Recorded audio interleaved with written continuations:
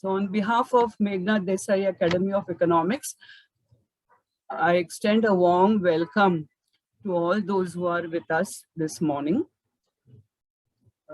Let me first welcome the participating teams who are going to present their papers today, and they have reached this level of finalist because of their hard work. I also congratulate them for their efforts. Welcome to the judges on the panel. We have Dr. Mangesh Soman, who's a practicing economist with Aditya Birla Group. Welcome, Mangesh. We have Thank you. We have Shreshti Rawat. She's our own faculty. She teaches at the academy. We have Sneha Thail. She's from NMIMS. She also teaches economics at NMIMS. And we have our own alumna, Yashika Doshi, who is here with us this morning. Welcome, Yashika. Welcome all the judges, and I thank you for being with us in spite of your busy schedule. Yeah. To tell you a bit about YRC, it's a Young Economist Research Competition, and it is conducted every year by the Academy with the support of our academic consultant committee, who are again professors in different colleges and universities all over India. With their support, YRC has reached, a level where students participate from different parts of the country, and they look forward for this event. And we also enjoy conducting this event. It has become an annual feature, because this gives a platform to the students to pursue research, and hone their skills, because research is an integral part of education, and it is being acknowledged more and more these days. So that's why, I mean, we really provide this platform to the students. Yeah. So with these few words, I request our student Saili, who is one of the bright students of this batch, to introduce the judges. Once again, thank you all for being with us this morning. Thank you, ma'am. I am Saili Kole, and I'm presently pursuing the economics course at MDAE. Without further ado, I would like to introduce the distinguished panel of judges who have joined us today. Mr. Mangesh Soman was formerly the senior economist at Aditya Birla Group and is currently the president of the corporate economics cell at Aditya Birla Group. Ms. Shreshti Rawat is pursuing her PhD at Indira Gandhi Institute of Development Research and is recently joined us as the MDAE visiting faculty. Ms. Yashita Doshi is presently employed at Artha Global as an associate, and we are proud to say that she is an alumni of MDAE. She was also awarded the Best Dissertation Award in 2019, which was chosen by Lord Meghnad Desai, our chairman. Sneha Thail, Ms. Sneha Thail has taught at St. Xavier's College and Gokhale Institute of Economics as the visiting faculty member. She's presently employed as an assistant professor at NMIMS Sarla Anil Modi School of Economics. We are very delighted to have all of you in our panel of judges. Now I would request Shreshti ma'am to brief the judges and the students on the judging and scoring criteria. Thank you, Saili. Thank you for the kind introduction. Okay, so I'll straight away get to the judging guidelines. So since this is the final round, each team will include basically a 10 to 15 minute presentation. That is, the first warning bell will be given at 10 minutes. The final cutoff will be at 15 minutes. There'll be a question and answer round for 5 minutes after the presentation is done. Now, there would be 2 questions asked from the judges for each team after the presentation during the question answer round. I'll also discuss a bit of the judging guidelines, basically how the scores would be given. So there's 40% for flow of arguments, basically the paper structure. Another 40% for analytical rigor, 10% for the originality of idea, and overall, in terms of overall presentation skills, another 10% would be given. That would include the language used, confidence, overall impression given out in the presentation. All the judges have a separate scoring sheet, and we will be following the structure for scoring each presentation. Thank you. Thank you, ma'am. Now we will hand over the podium to Aditya, my classmate from MD. Thank you so much, Saili. So before we start off with the presentations, I just have a few checks to do. Can one person from each team just confirm if they can share their screen to show the presentation? Quickly, like in a minute or two. Could one person from every team just confirm if they can share their screen? Don't test it. I mean, you have the option to do it. Yeah. Okay, okay. So it works, right? Also, Aditya, Okay. when they are presenting, they should keep their videos on. Yeah. Yes, ma'am. Yeah, yeah. Yeah. Okay.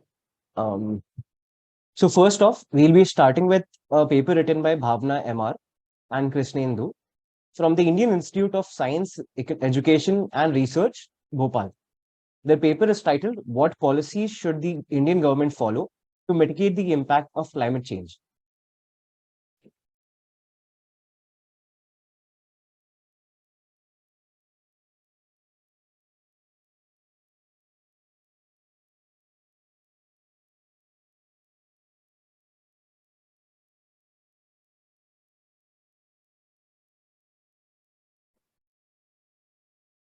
Good morning. Is my screen visible? Yes, yeah. Correct. Good morning. A very warm good morning to the esteemed panel of judges and to all the wonderful audience here today.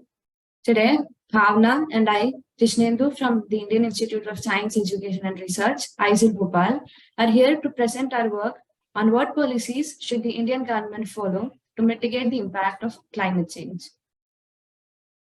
India has already ratified and agreed to various international treaties concerning climate change mitigation. Limiting and adapting to climate change is listed as one of the Sustainable Development Goals of the United Nations. We also expect green development to be established as a priority area, with India now assuming presidency of the G20. India has also signed the Paris Agreement and also attends the Conference of Parties at the United Nations Framework Convention on Climate Change. This graph explains the urgent need of why we should act now. In the last 2 decades, India suffered from 300 disasters, 80,000 deaths, and 100 crore lives affected due to climate disasters. We see an increasing trend that needs to be addressed urgently. We would like to extend the relevance of climate change mitigation policies in India. India is an extremely vulnerable country to climate change. We observe an increased frequency of extreme weather events like droughts, floods, and rising sea levels. It also has economic implications on the Indian economy, being heavily dependent on agriculture, which is very sensitive to economy. There are also co-benefits to climate change mitigation actions. It can significantly improve public health, quality of life, and economic development. There is also a shared global responsibility for India, as it has ratified the Paris Agreement, Montreal Protocol, Kyoto Protocol, and as a signatory of the UNFCCC committed to the SDGs. Now we would like to list our research objectives. Examine the policies and actions of the Indian government to mitigate the impact of climate change. Examine the effectiveness of these policies and the challenges faced by a developing country like India in addressing climate change. We also wish to make future recommendations for policies and actions.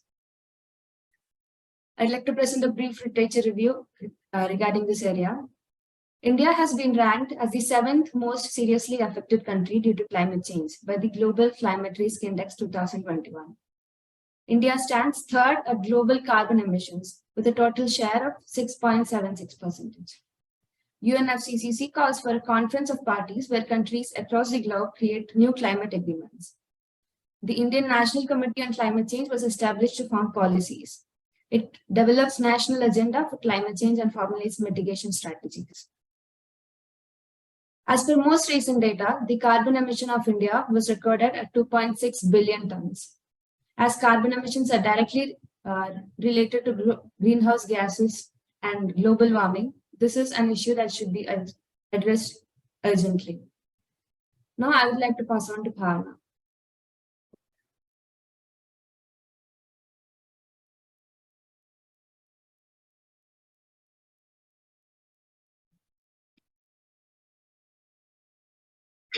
So thank you, Krishnendu, for the introduction part.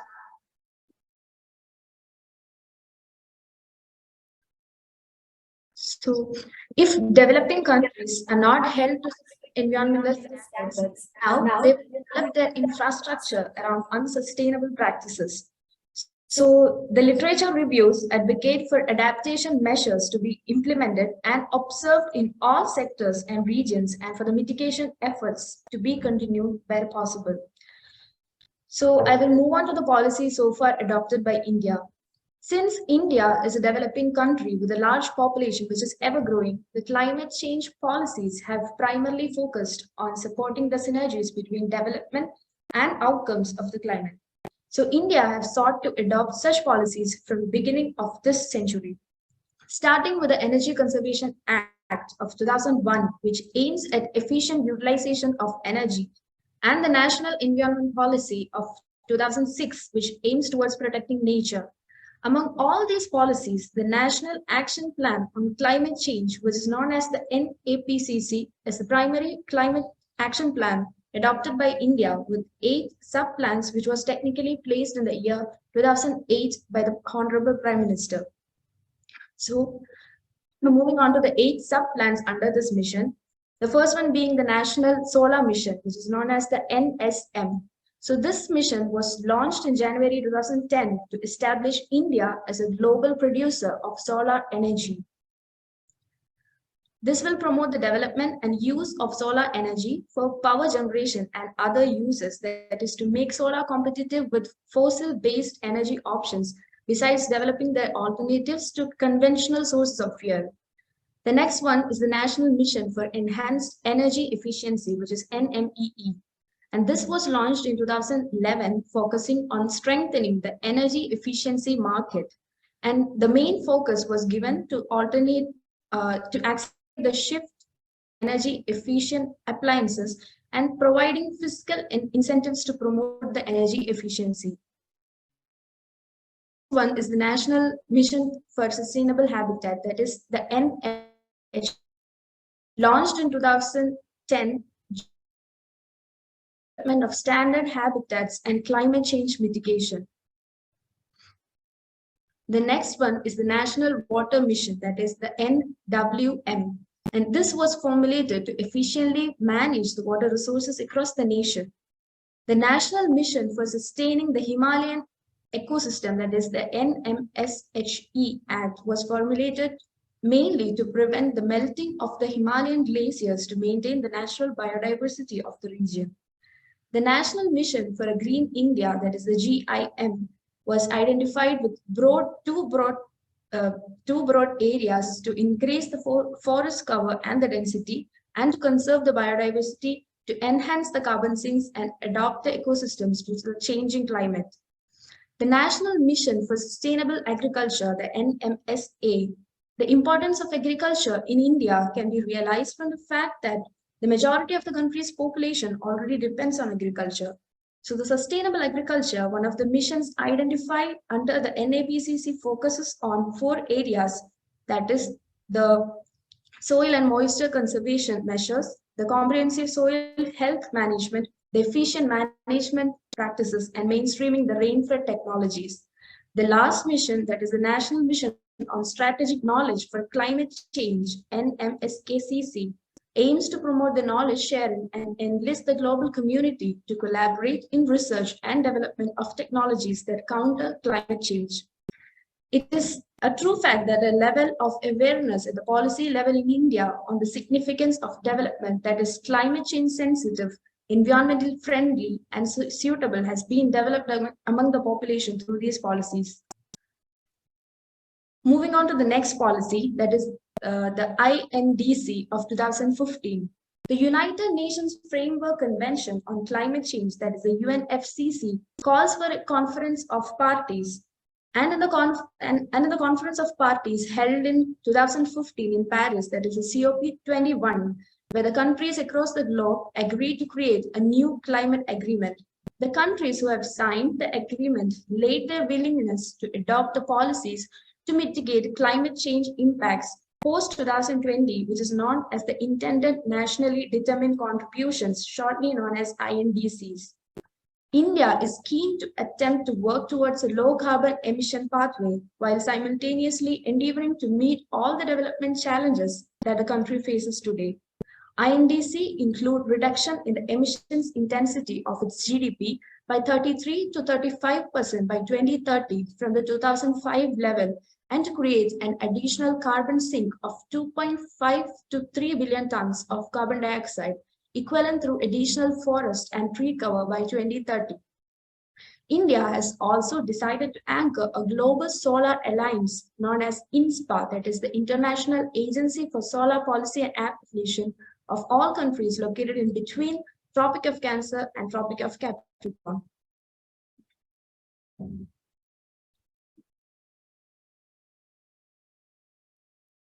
And now moving on to the result analysis.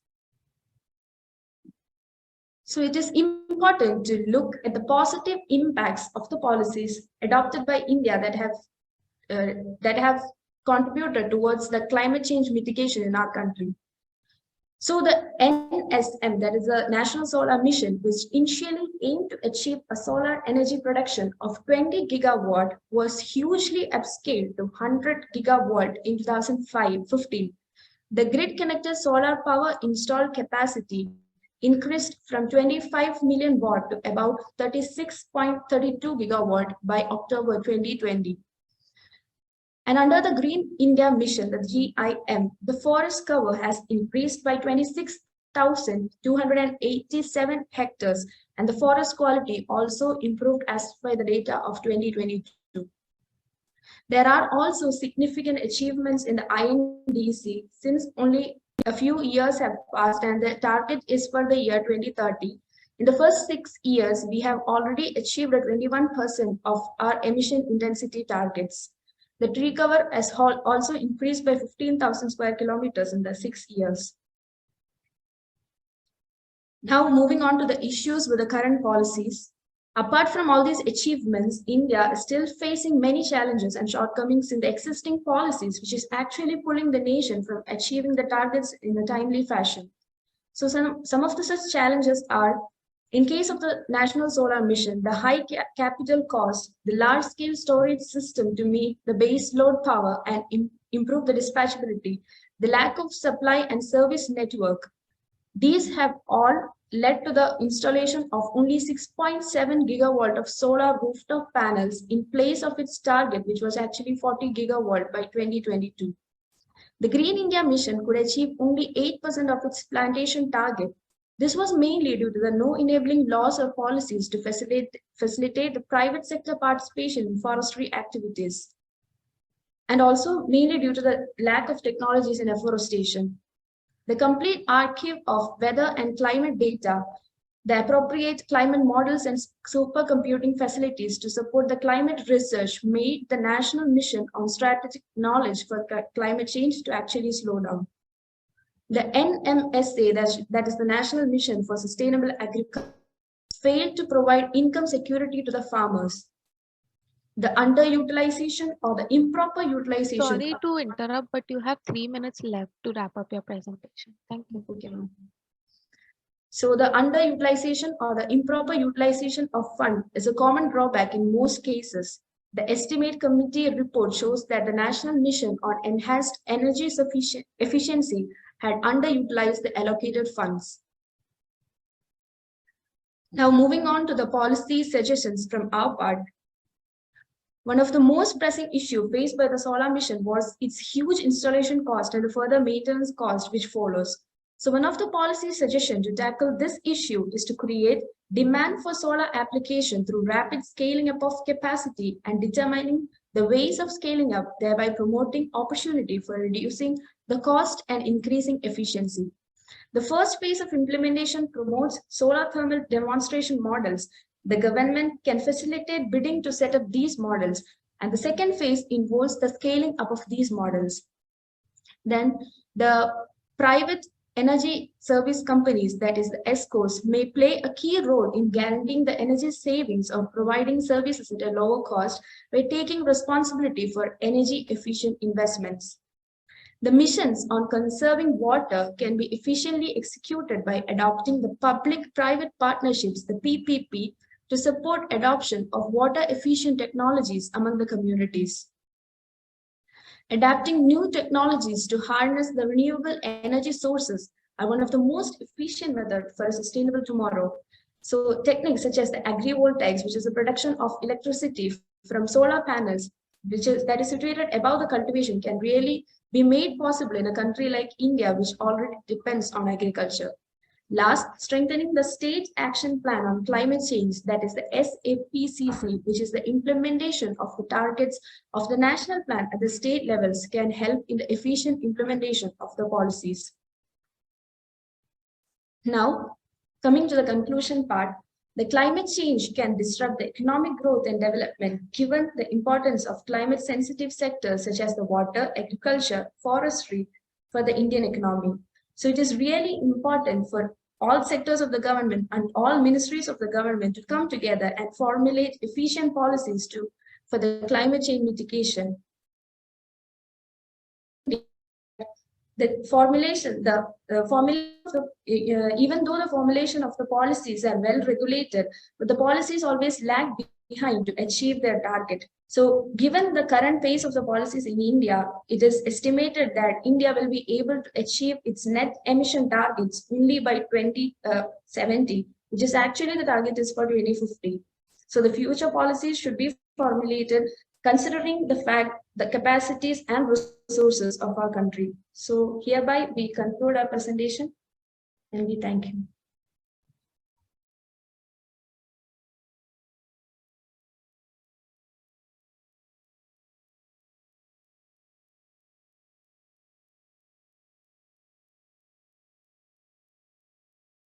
Thank you so much, Bhavna and Krishnendu. Now we'll have the question and answer session. Judges, do you have any questions for the presentation? So if I can go first. Bhavna and Krishnendu, yeah, good presentation. So, one query, you mentioned something about agricultural mission, where you said that farmers' incomes have not grown to the extent that it was visualized in the policy. Something to that effect, right, on one of your slides. So just if you can explain, how that issue relates to the climate change and why did that accomplishment not happen? So the National Mission on the Sustainable focusing on the sustainable practices of agriculture rather than the traditional practices which were followed by the tradition.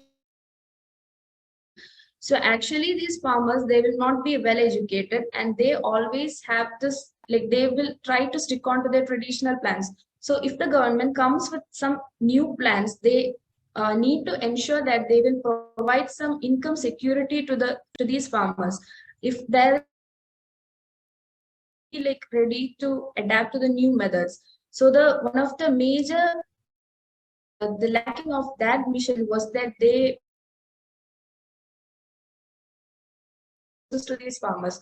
So if in case of the in case of the lack of a secure income, the farmers, they won't be able to adapt to the new methods. And these if they don't, they'll be sticking on to the traditional methods, which will be using the over amount of fertilizers or pesticides, and this can harm the environment in a.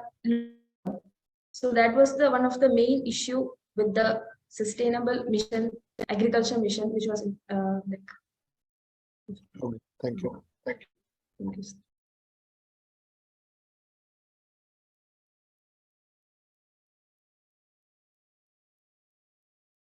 Any other questions? Can I ask a question?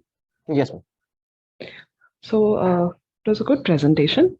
I had actually one small comment and one question.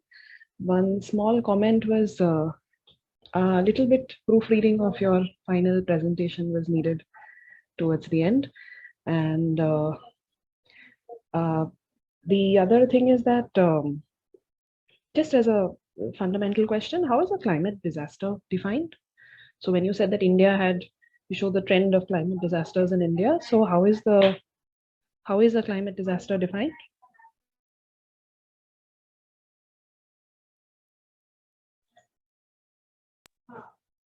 Should I repeat that it? was actually taken from the main.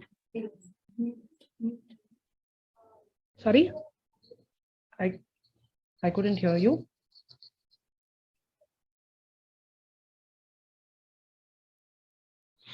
Am I audible? I couldn't hear the answer actually.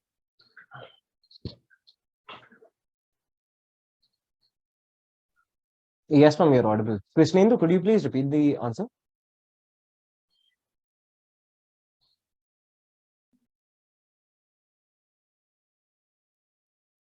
Bhavna?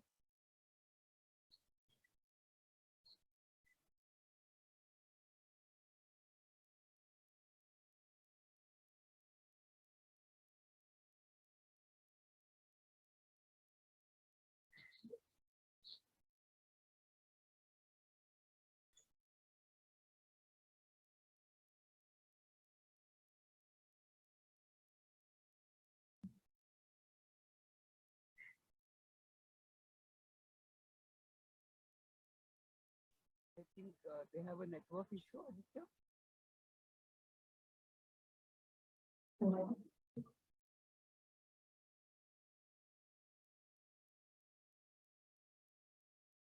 Is there an answer?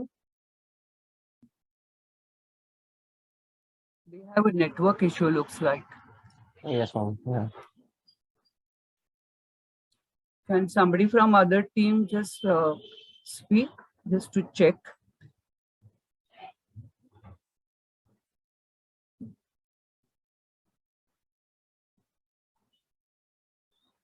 Hello, ma'am. Yeah, hi.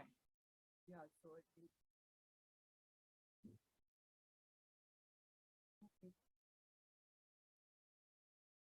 think We can hear. It's not a network issue. It was for Yeah.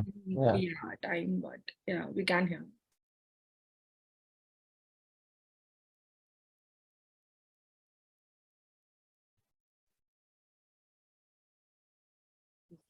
is there time over, Saili? I think Krishnendu is trying to say something which is on mute. Can we wait time for the questions are over? So let's move on to Okay. the next presentation. Yeah. Sneha, ma'am, can we move on? Yeah, sure. Yeah. Yeah, sure. Okay. Thank you, Krishnendu and Bhavna, for the presentation. Next up, we'll have Anushka Bhardwaj and Yashita from Maitri College, Delhi University. They'll be presenting their paper titled The Relationship Between Expected and Actual Inflation, Analysis of India.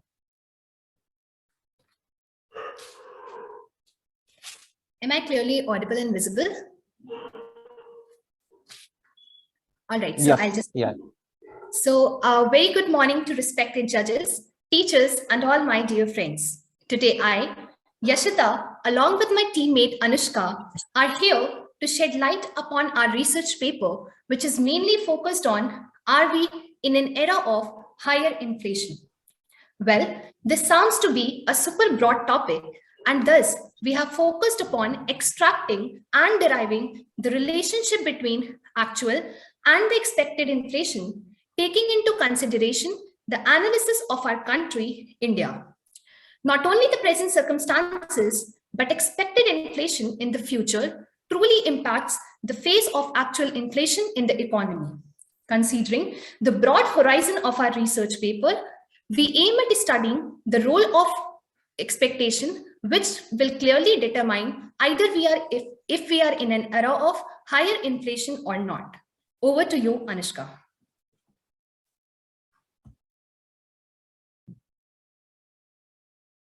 Thank you, Yashika. Am I audible?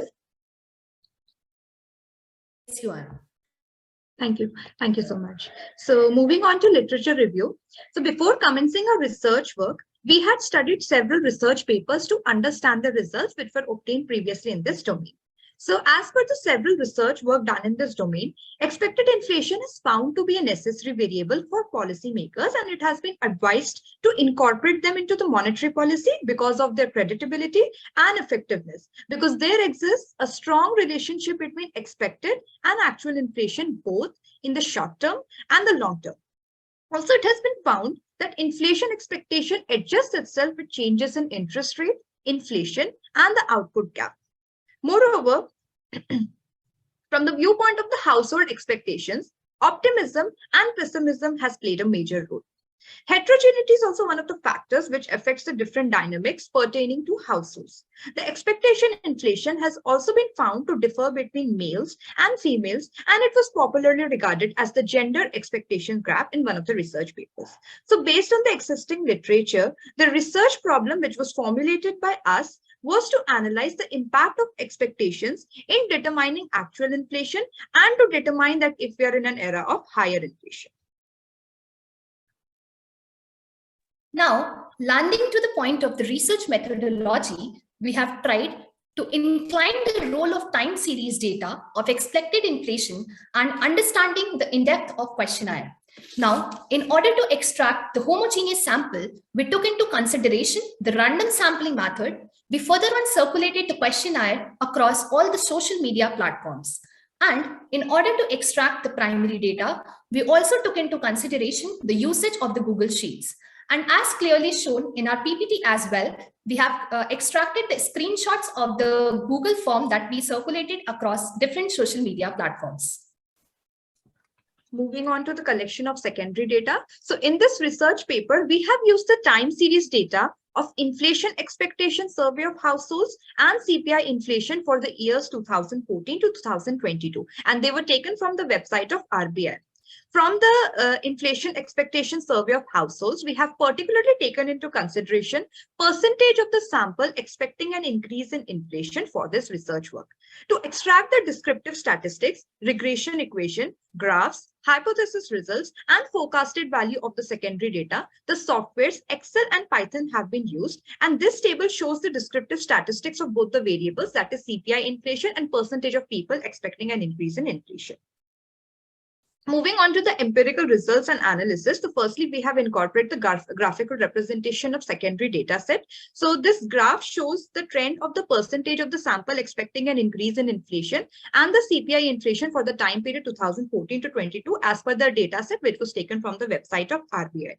So we can see that there is a one-to-one relationship between both of them. However, to determine the extent of the effect of the percentage of the sample expecting an increase in inflation, we have obtained a regression model by considering the percentage of the sample expecting an increase in inflation as the independent variable X and CPI inflation as the dependent variable Y. So the regression model which has been obtained by regressing Y on X is given by Y is equal to minus 14.04 plus 0.2343X. It can be interpreted like this. So when 0% of the sample expects an increase in inflation, then on average, the CPI inflation is given by minus 14.04%. Also, when the sample expectation of inflation increases by 1%, then on average, the CPI inflation increases by 0.2343%. Also, we have obtained the scatter diagram and the line of good fit as shown here, which is showing the relationship between percentage of the sample expecting an increase in inflation and the CPI inflation. Further on, we have obtained the R-square value, which is also known as coefficient of determination of the regression model, which is given out to be 0.462034, which means that approximately 46.2034% of the variation in CPI inflation can be explained by percentage of the sample expecting an increase in inflation. This is the ANOVA table of the regression model. So we have obtained the F statistic value here. So we can see the F statistic value, the calculated value is greater than the significant value of F. So we can conclude that the percentage of the sample expecting an increase in inflation is statistically significant. Moreover, in this table, we can see the p-values which we have determined. And it can be found that the p-values which have been determined are less than the alpha level of 0.05, which implies that both of them are statistically significant. So all these features which have been mentioned just now highlights towards the strong impact of the percentage of the sample expecting an increase in inflation on CPI inflation. Moving on to the hypothesis results. So we have taken into consideration the null hypothesis and alternative hypothesis to determine the average percentage of the population who expected an increase in inflation in the time period 2014 to 22. So 81 has been taken as the hypothetical mean for deriving the hypothesis results with the help of software. So the null hypothesis is given by mu is equal to 81, which means that on average, 81% of the population had expected an increase in inflation in the time period 2014 to 22. The alternative hypothesis which has been taken by us is mu is not equal to 81, which means that on average, 81% of the population had not expected an increase in inflation from 2014 to 22. Here we have used the T statistic to derive the hypothesis result because population variance was not known to us. So this table is showing us the results of the T statistics. So we can see the calculated value of the T statistics, which came out to be 0.9372, it lies in the non-rejection region corresponding to the two-tailed value of 2.011, which we had obtained. Also, the p-value of 0.35 is greater than the alpha level of 0.05. So with this, we can conclude that the null hypothesis is not rejected. And it can be concluded that on average, 81% of the population had expected an increase in inflation from 2014 to 22. Further on, using the formula of the confidence interval for the percentage of the population who expected an increase in inflation, the lower and upper confidence interval, which I have estimated with the help of this, came out to be 80.27% to 82.97% respectively. So this means on average, 80.27 to 82.97% of the population had expected an increase in inflation from the time period 2014 to 22. When we had substituted these values in the regression model, so we obtained the value of CPI inflation for the time period 2014 to 22 as 4.76% to 5.40%.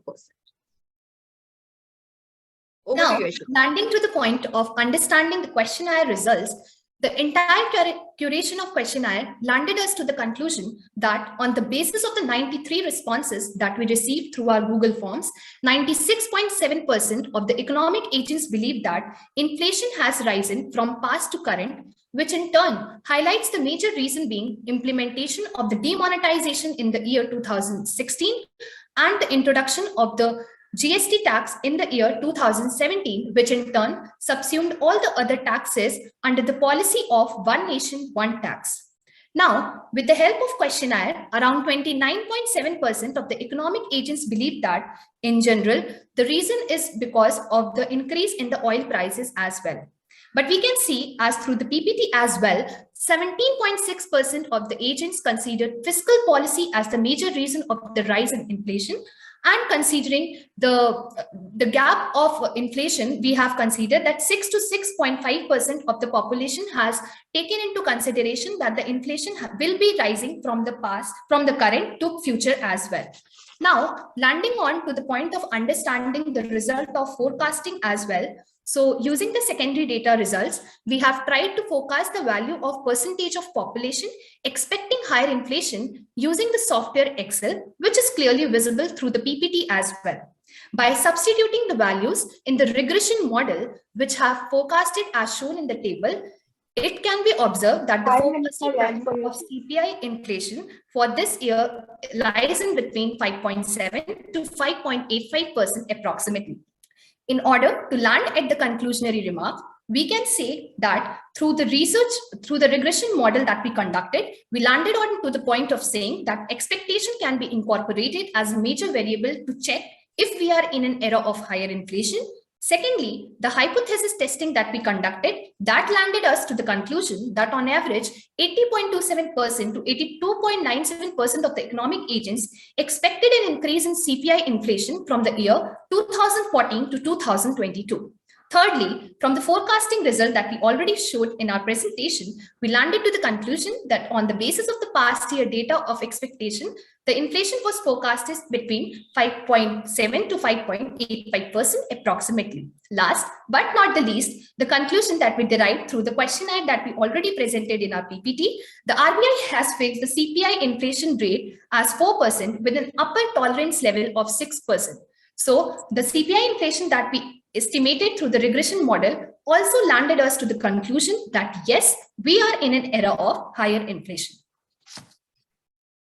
So from the preceding points, we have been able to conclude that we are in an era of higher inflation. However, the results which we have derived from the regression model and questionnaire are practically stochastic in nature because they include an unpredictable element of randomness in human responses. So as to incorporate the stochasticity, we have included the residual term E in the regression model, which can be seen here. So here E depicts a random variable which depicts randomness in human responses. And we can see through this scatter diagram here that it does not show any relationship with the CPI inflation.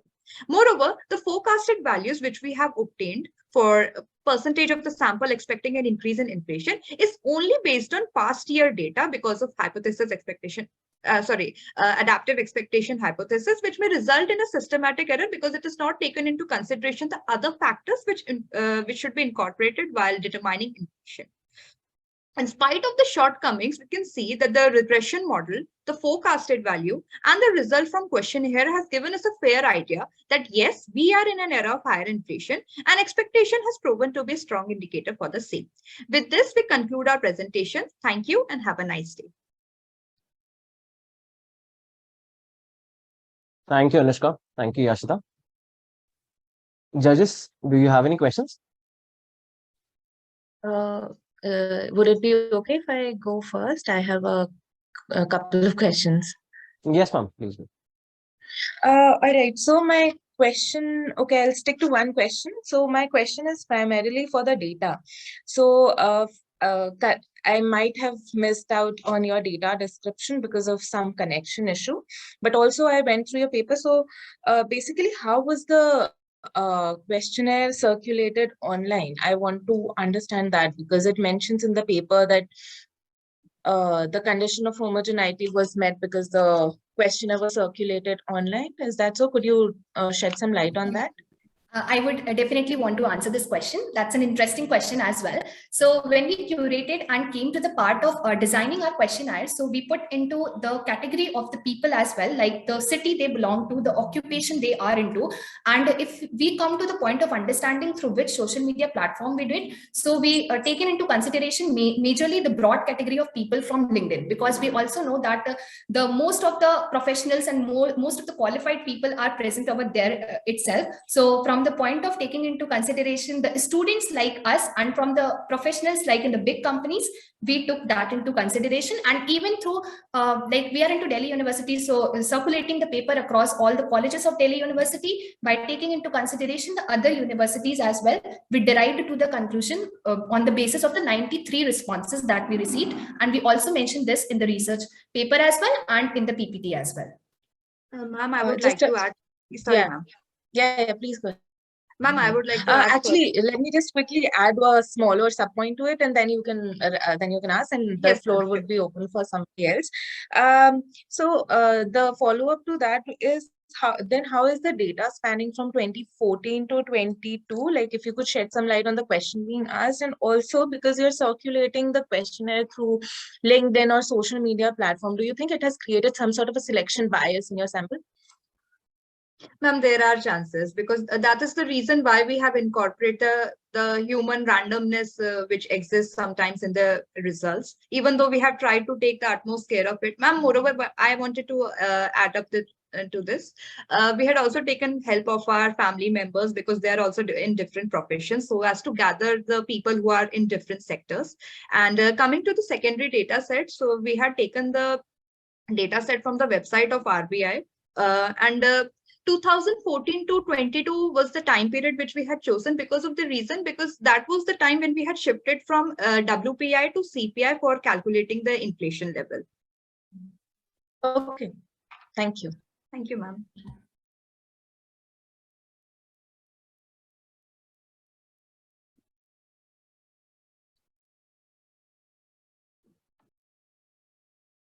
More questions from the judges?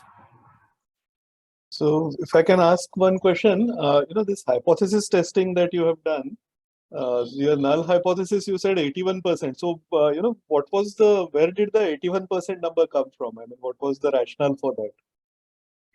Sir, actually, the mean which we had obtained for the data set was in decimals. It was 81 point. I'm not able to recall it. But we had used actually Excel for calculating it. And that's why we had taken the value in the form of a natural number. So that's why we had taken 81 as the hypothetical mean. So 81 was the average of the actual series. Yes, sir. Yes, sir. Yes, sir.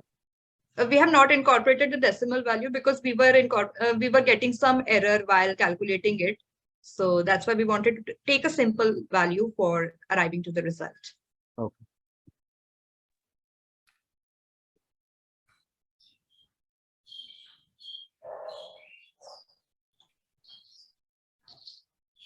Any other questions?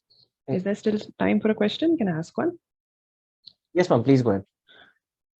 So it was a very interesting paper. I just had like a question regarding some of the data analysis that you have done. It was good that you did the primary as well as the secondary data analysis, but in the case of the secondary data analysis, in your forecasting model, would you happen to know what technique of forecasting has been used by your software, by Excel? Ma'am, what I think about this is that it has basically studied the pattern of what the data set was following, which we have taken. And on the basis of that, it had predicted the forecasted value. So is it using a linear trend or? It is using a linear trend, ma'am. Yes, ma'am. Okay. Okay. And I might have missed this earlier, but have you checked for stationarity at all in your data? No, ma'am, honestly speaking, we were not aware of this. But we would definitely take into consideration for the future research papers, which we will do. Okay, all right. Thank you. Thank you, ma'am.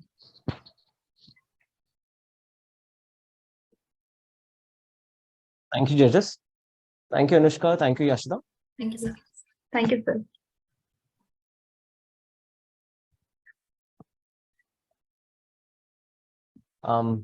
Next up, we have Avik and Vedika from NMIMS Mumbai. Their paper is titled Rising Prices and Falling Wages, an analysis of India's informal sector workforce.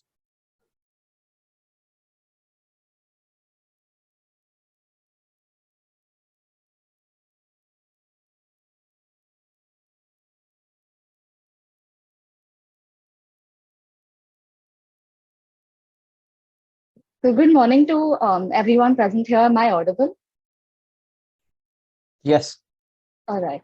So I'm Vedika Ramesh and my partner is Avik Chokani. We're final year students from NMIMS School of Economics from Mumbai. We're going to present our paper, Rising Prices and Falling Wages, an analysis of India's informal sector economy.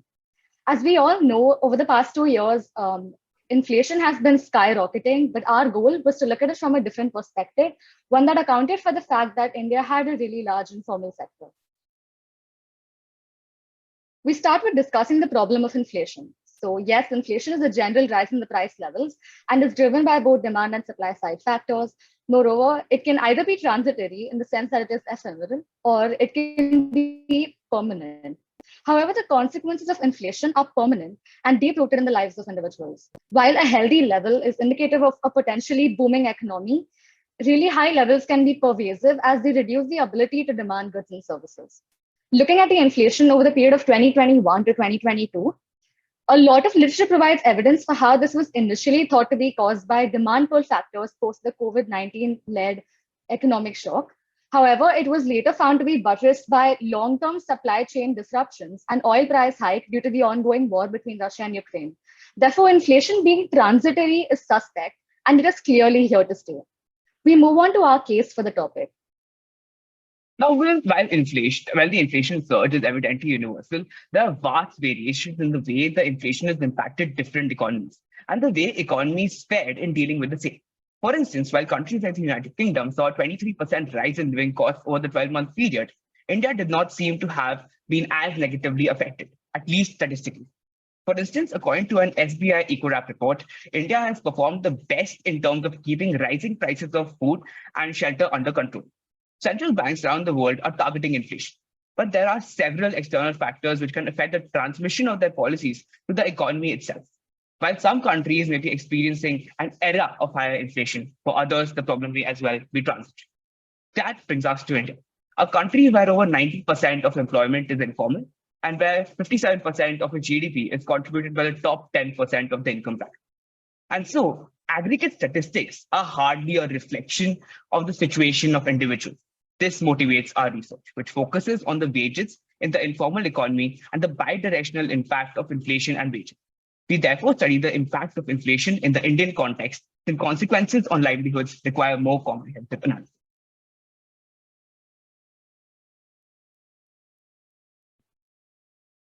We start by looking at the existing literature regarding inflation and its impact within an informal economy.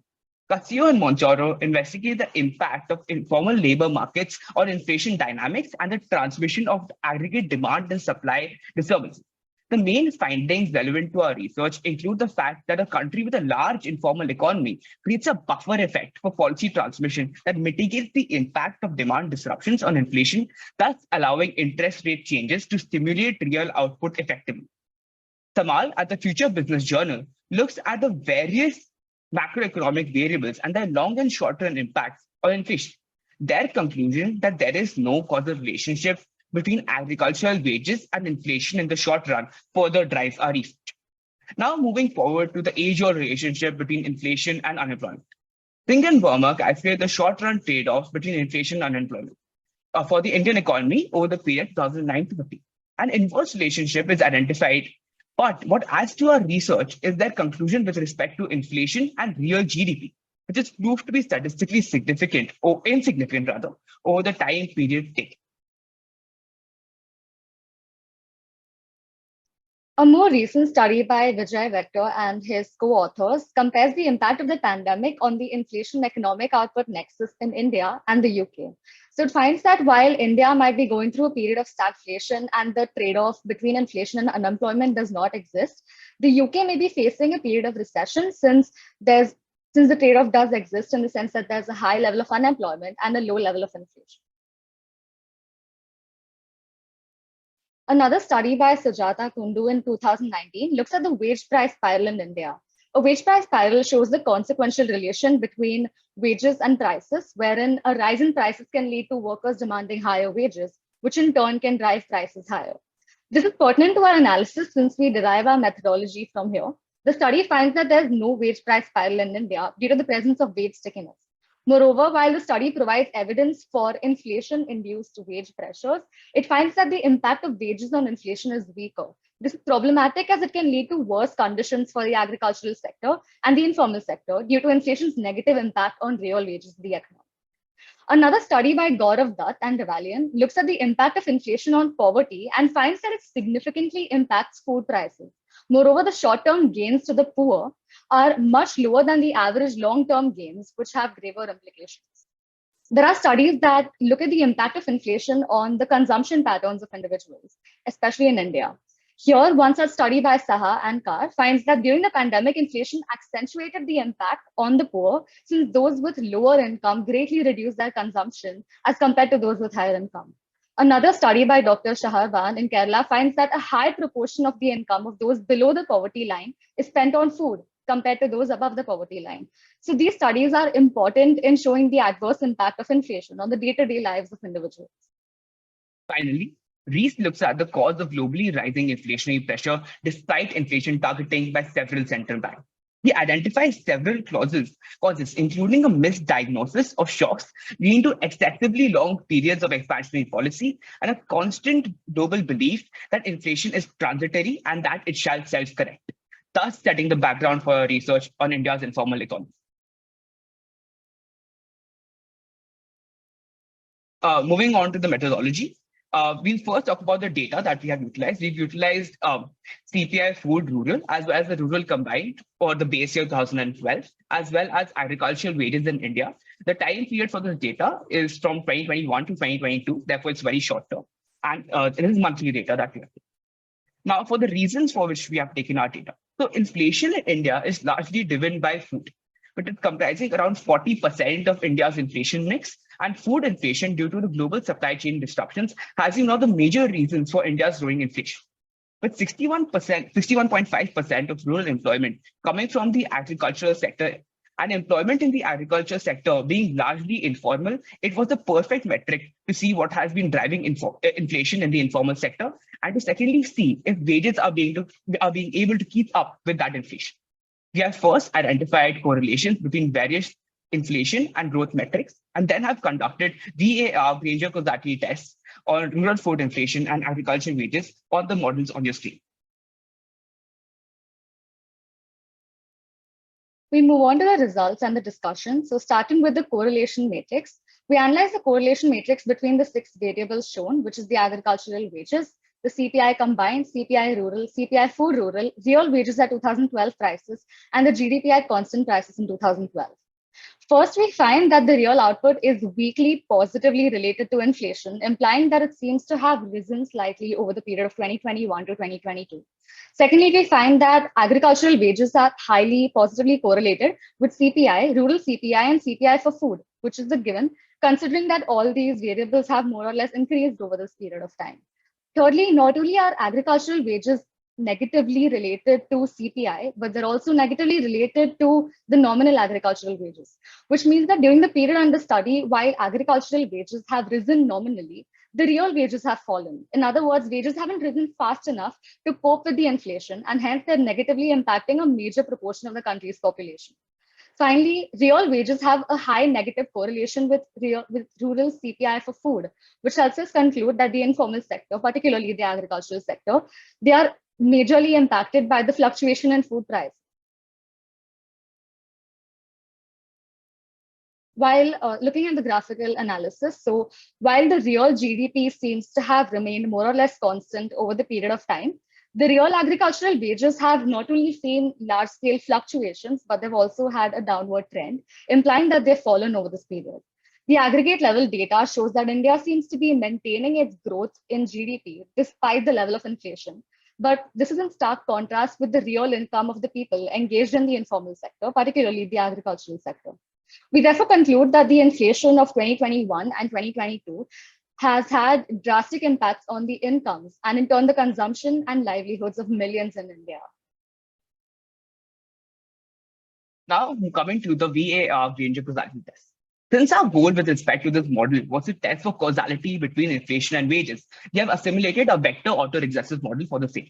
Since these two variables represented two time series, a multivariate time series model is used. We specify a bivariate 2 model and have conducted range of causality tests where the 2 stands for the number of autoregressive components taken. To meet the required conditions, to conduct causality tests, we checked our data for stationarity, collinearity, and heteroscedasticity. Upon observing that our data was not stationary, we have taken the first difference to make our data stationary. Now to talk a little bit more about VAR models before moving forward with the results. These models basically allow you to observe a relationship between two time series variables where both the variables influence each other and allow you to observe the relationship between a particular variable and its past values as well. Therefore, while a simple regression will tell you how one variable relates to the other, a VAR model allows you to identify how both the variables are reacting to each other. And hence, you do not impose structure onto the data, but let the data speak for itself. Now to move on ahead with the results. After fitting the VAR model, we determined the appropriate lag length using the Akaike information criteria and moved on to conduct range of causality tests to check the direction of the relationship between CPI food rural and agricultural wages. As stated earlier, we had observed a high correlation between these variables. And so we wanted to see if this correlation implied causation to test the wage price spiral hypothesis in India over the last 2 years. As the results show, at the 5% level of significance, there is no Granger causal relationship between the first difference of agricultural wages and CPI food truth.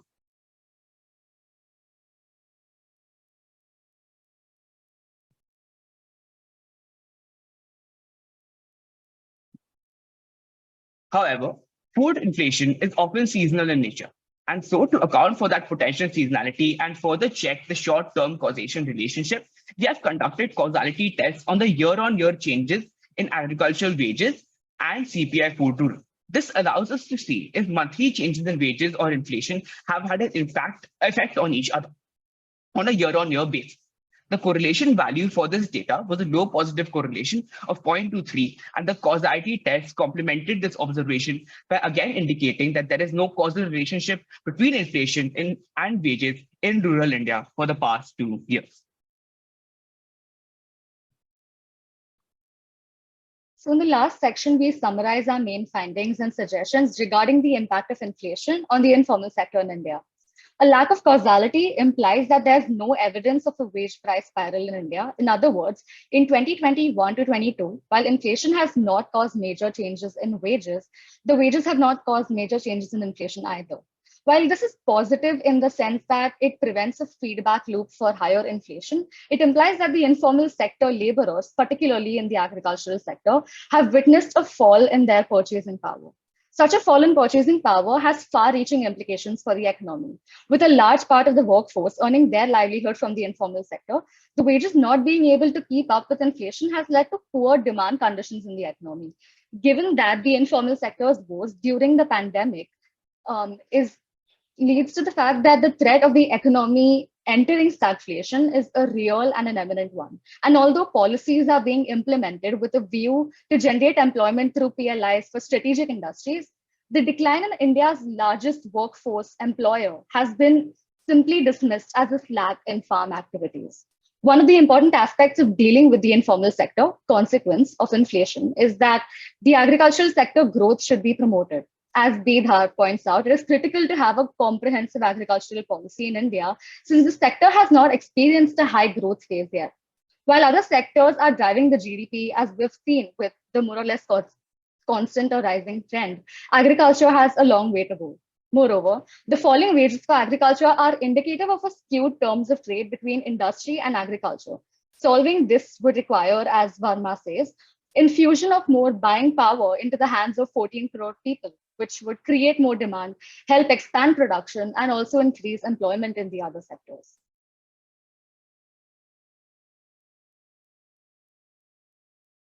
We quote the sources of all our data and our information and conclude our presentation. Thank you. Thank you, Avik. Thank you, Vedika. Any questions from the judges? Yes. Yeah. Mind if I go first? Yes, ma'am. Please go ahead. Thank you. Lovely presentation. And I'm particularly fond of the topic because I've done some work around this area. I have just one question about the data. And so in the correlation matrix that you showed, I believe there were 6 variables that you used in that matrix to, I believe it was in the results. Yeah. So are all of these variables also in the same time frame as the monthly data you used from 2021 to 2022? Yeah, they are. So the only thing that I've done is, so for, like, say, GDP at constant prices, since we don't get GDP quarterly data, what I've done is I've split that quarterly data into the 3 months. I've divided it and spread it equally, which is why even over the graph, I think for every 3-month period, you can see that the GDP remains constant, but it's actually just the GDP for one entire quarter that has risen. So in this graph, it's not, so it is still monthly data in this graph as well? No. So the GDP data is quarterly. Okay. But in order to show it in the graph, what we've done is for each quarter, we've divided that by 3. So we've evenly spread it for any 3-month period at a time. Okay, because I know you said that you do have a very limited data set, but 1 year monthly data essentially just means you have 12 data points. So yeah, that's the thing. We took it from Jan 2021 to September 2022. So it is pretty short, but I think that's roughly 20 data points. Oh, okay, perfect. Okay, thanks.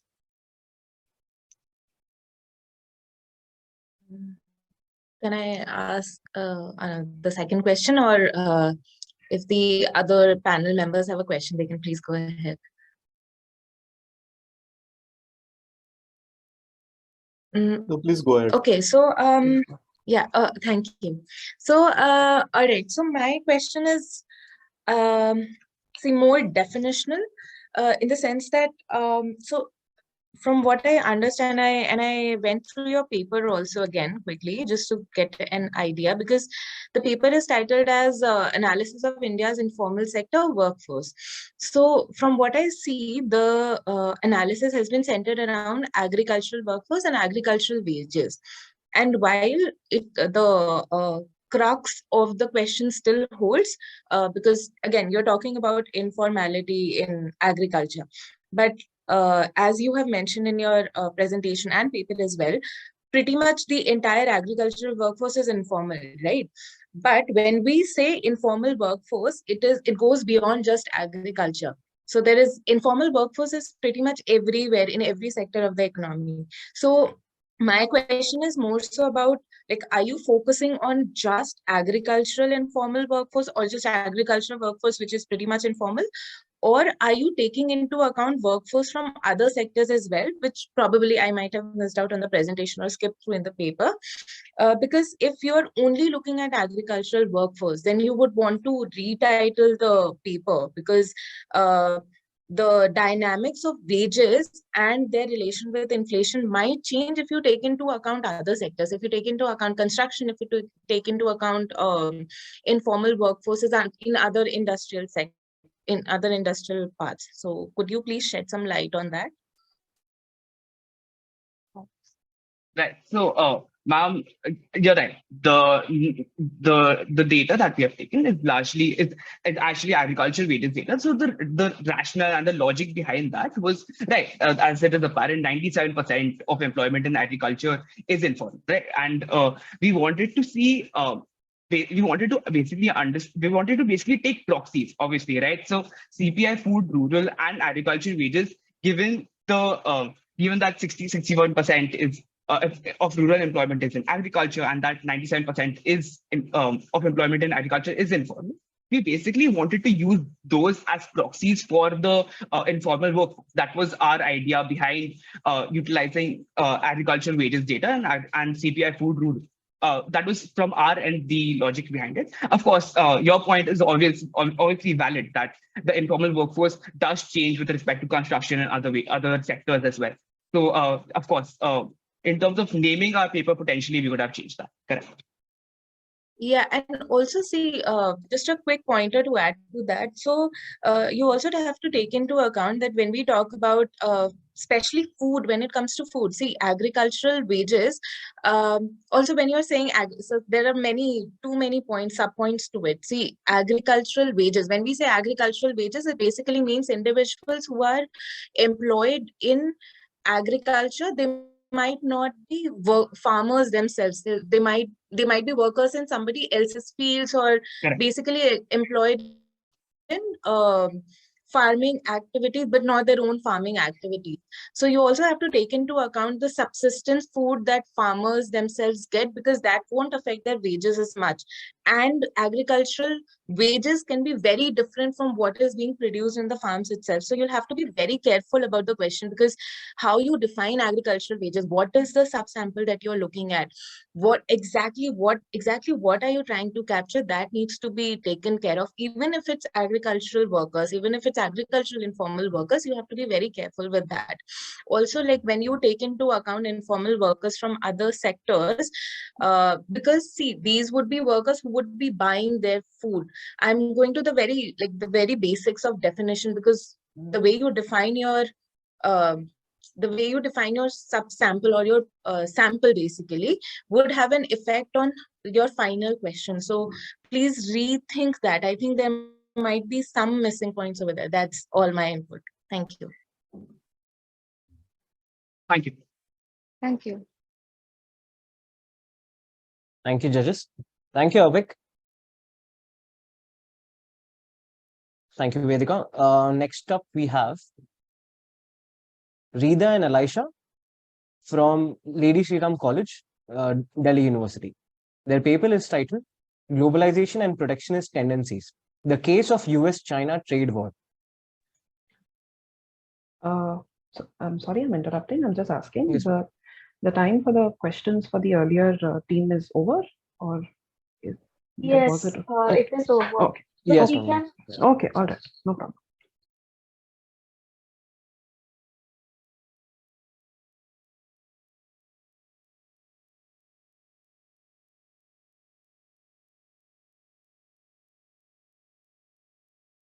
Hello, can you see and hear me?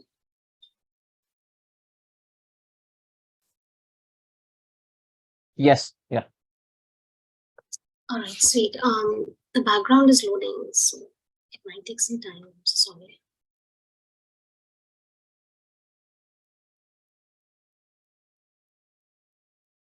Right.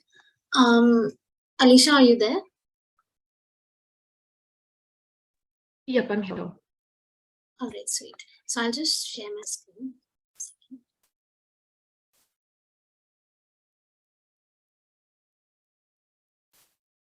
Is my screen visible? Yes.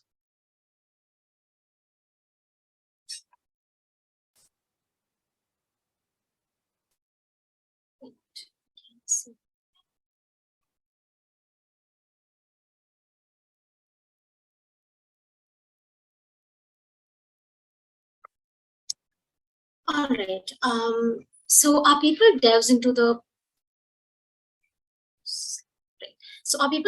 prompted theme of the US-China conflict and impact of globalization. In relation to it, we study the recent upsurge in protectionist tendencies and the popular demand that's supporting it. Now, it is our assertion that protectionist tendencies are a response to, is a really misguided response to inequality and the contemporary economy, which is facing a recession right now, is only likely to aggravate the problem. So we begin with setting out our research question first. So our research question is primarily to draw the short and long-term implications of the events that have unfolded so far, to triangulate the arguments of inequality, protectionist tendencies, and globalization, and to determine the prognosis that they present for other countries on the borderline of development. In doing so, we study the effects of economic history and policy responses, revisit the international trade models, and collate the drivers of protectionist tendencies. Now, before we begin, we would like to give a brief overview of the US trade policy and the US-China trade war to set out the context, following which we move on to explore the literature. Next up, we will go on to study the Trump voter base coupled with globalization and trade effects and how it fares within the within the US labor market. And these three criteria help us to reach a conclusion on the interrelationship between inequality, protectionism, and globalization. Right. So we begin by setting the context, which is the introduction. Now, labor market in the USA is studied by various scholars, and it presents various different images. For example, US manufacturing is believed to be harmed not only by globalization, but also by skill-biased technological trade, by competition from Mexico, and by shift in consumer preferences. Furthermore, the complexity of international trade and its effect on national well-being stems from the fact that state of inequality, poverty, and labor market conditions are influenced by an amalgamation of both economic and non-economic matters. So being mindful of these limitations, we limit this study to the scope of the USA and its experience with trade and trade policies post the Reagan deregulation and tariff imposition. Now, as a matter of fact, union busting, sectoral deregulation, financial deregulation, cuts to social and educational spending, and regressive taxes were champion policies during the 1980s in the US. But what was also happening at the same period was extensive and rampant liberalization in the developing world. And the East Asian economies were opening up and they were gradually beginning to take up all the manufacturing jobs, right? Because trade models have elucidated that how every country will export the commodity that it possesses more factory endowments of. And as a result of this, US and other developed countries fell into the high-skilled categories, and all the cheap manufacturing, assembling, and low-skilled jobs were taken up by the global South. So we see from this that US had actually been deglobalizing for more than a decade before the Trump administration. Moving on, Alicia will guide you through all the prominent features of the US-China trade war. Thank you so much, Rida. Good morning, everyone. So essentially talking about the US-China trade war, first of all, why do we talk about this in our introduction itself? It's because we believe that the US-China trade conflict is essentially the perfect paracosm of what perfectly represents what the effects of globalization can look like on such a large scale. Now, talking about the prominent features of the US-China trade conflict, three major impacts that we look at. Firstly, a manifold increase in tariffs, a subsequent decrease in the volume of trade, and thirdly, trade diversion towards third world countries, or rather towards developing countries, that leads to a marked rise in trade policy uncertainty. Now, what do we look at in terms of, say, reasons for these three factors happening? And in fact, there are a variety of other spillover effects that the US-China trade conflict and the US-China trade relations also have on different countries, and also have on like world relations as a whole, which is something that we'll talk about later. But possible relations for the same thing: bilateral reciprocity, trade deficit, the fear of labor force within these countries being displaced, and other policy changes, particularly Chinese policy changes that have motivated the Chinese government's actions to act in a certain way. Now, all of these factors that I've just talked about are very well researched, and we'll briefly touch upon them as well throughout our paper and throughout our presentation. However, by and large, what have we found out? We found out that there is essentially a dearth of literature on the theoretical adaptation of such conflict in economic sciences. And as the popular debate on globalization goes, developing countries by and large are concerned with, there is essentially a difference between what developing countries and developed countries essentially want. Developing countries on one hand are concerned with maximizing gains from trade, while developed countries are more inclined to voice out their fears, their anxieties about losing out on jobs, or rather about labor force displacement. And this is in fact a major force dictating import tariff arguments. Next slide, please. Right. So as Alicia just pointed out, several papers have dealt with the globalization and inequality debate. This argument is not new nor recent, but it has picked up pace since 2008. And fears of unequal gains from trade and inadequate compensation for losers were resounded back in 1990s as well. But largely during that time, the liberal economists said that losers will be compensated, and then the gains of winners were going to outweigh the losses. But what really happened? Now, the singular argument of trade models is that trade liberalization leads to an increase in the price of abundant factors related to the price of scarce factors, and expands the production and exports of abundant factor intensive products, which, as we mentioned, was the high skilled labor in the US. Now, while there are empirical findings both in favor and in opposition to the theorems, the models primarily look at the long-term allocation of income and gains without caring so much for the short-term disruption in the local labor markets. You can see Krugman's studies on this. Furthermore, gains from trades have always varied with the labor market imperfections, educational systems, which is again not taken into account by trade models. Now, this might explain why the trade models cannot explain the current scenario of heightened tariffs. Moving on from the theoretical aspect of it, it is not possible to cover the shortcomings of trade models without including the abundance of literature on inequality as both a consequence of globalization and as a tool to seek protectionist regime. Even though how trade models perform in a country is specific to both economic and non-economic factors that we mentioned before, there is certainly a correlation when it comes to inequality measurement, as we shall now show. So there are two kinds of studies that are primarily taken up, that is perception-based and data-based. So we'll start with the former.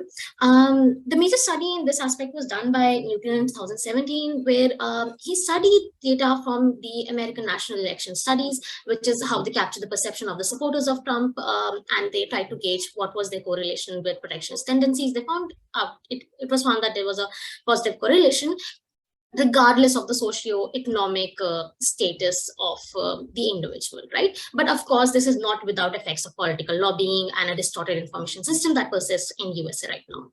Now, moving on to the other fact of the perception-based studies, multiple studies were conducted in the early 2000s, recorded a positive relationship between inequality and the demand for protectionism. Of course, this also varies from country to country. You can see that in Mitra 2006, or they show how different forms of government, left-wing and right-wing, respond to globalization and protectionism. It's a very important study. Other than this, there was also a study done by Peterson Institute for International Economics, and they showed that how top earners could actually end up increasing their income in situations of heightened protectionism. Now, this more also relates to the database studies that we now move on to. As you can see, trade openness leads to relative income inequality. As trade openness increases, relative income inequality decreases, and as protectionism goes up, income of the top decile increases. Now, these are all empirical studies done by various institutes in America using data from both elections and as well as non-election data. Also, another database studies relates to the higher inequality, relates to higher protectionism in the capital abundant countries, and how lower human capital relates to higher protectionist tendencies. Again, these studies vary with different countries. For example, Malaysia might present different results as compared to the USA. Moving ahead from this argument, we move on to the approaches to study the effect of globalization. Alicia, over to you.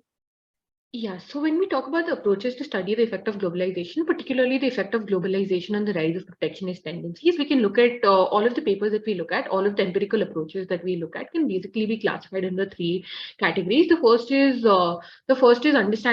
analyzing changes in income inequality over time in countries that have experienced significant globalization. And a lot of these studies actually find out, what do they find out is that essentially increased globalization is associated with higher income inequality, and consequently increased inequality itself exhibits protectionist tendencies in the American public. And this last bit was something that one of the papers that we refer to, which is a study by Salvatore Morelli and his colleagues published in 2017. This was what they found out. Now, another causal factor linking globalization to increasingly protectionist tendencies can be the impact that the former has on the wages. For example, a study by Elhan Helpman conducted in 2017 analyzed changes in wages for different skill levels in the US between 1980 and 2015. And what that study found out was that globalization was associated with lower wages, especially for workers having less skills, or especially for workers working in more labor-intensive areas.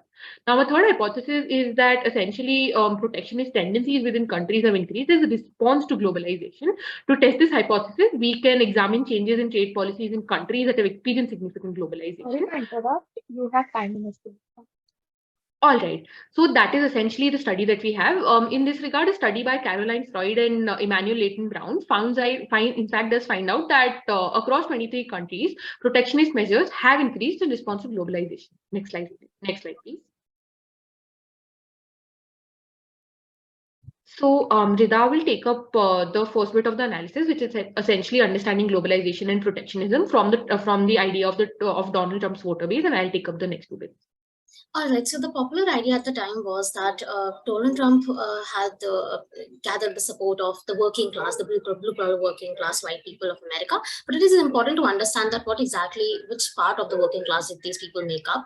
These were primarily non-college going, high-income earners, in the sense that most of the Trump supporters were from the top half of the income distribution rather than from the bottom half of the distribution.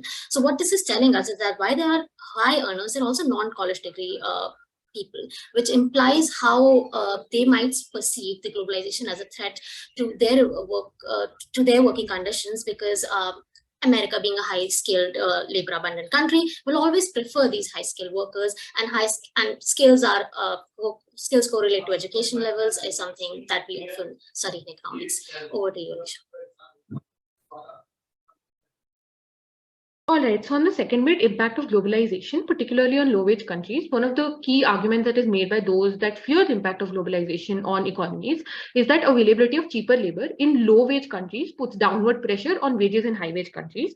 And this in turn can lead to displacement of workers in industries that are particularly vulnerable to competition from low-wage economies. And a lot of scholars tell us that out of all the industries that they study, manufacturing, for instance, is one of the industries that is the most vulnerable in this case.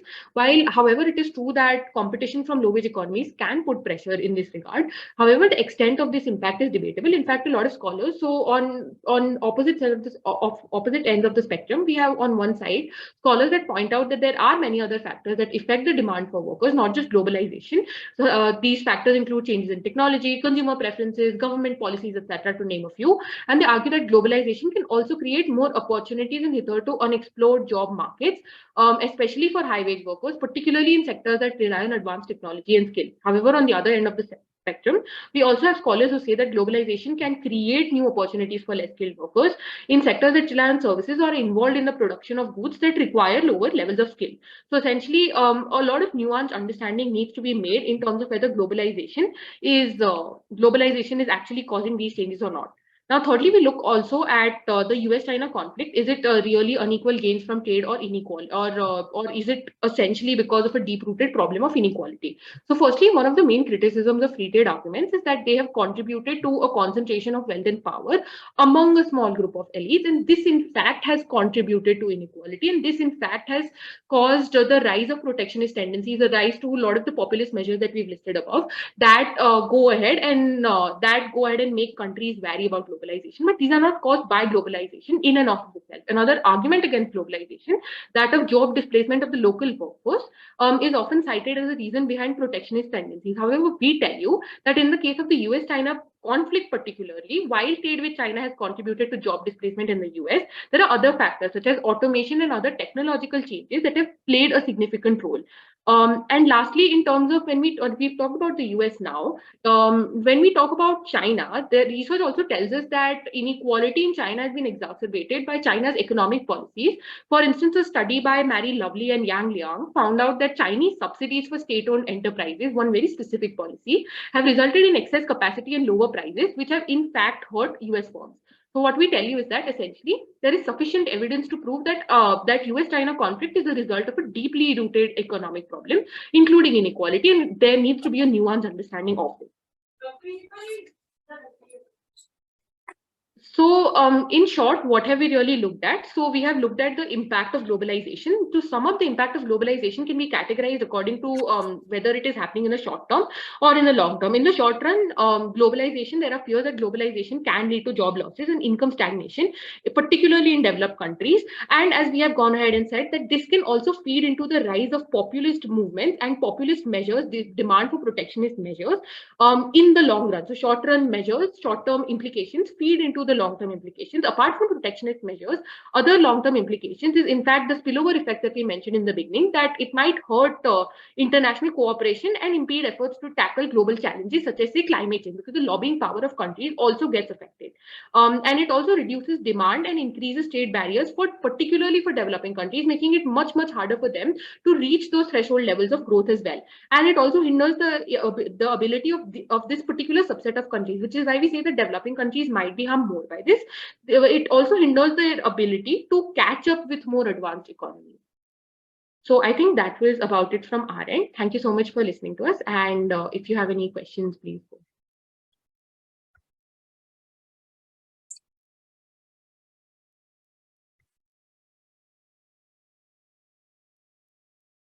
Thank you, Rida. Thank you, Alicia.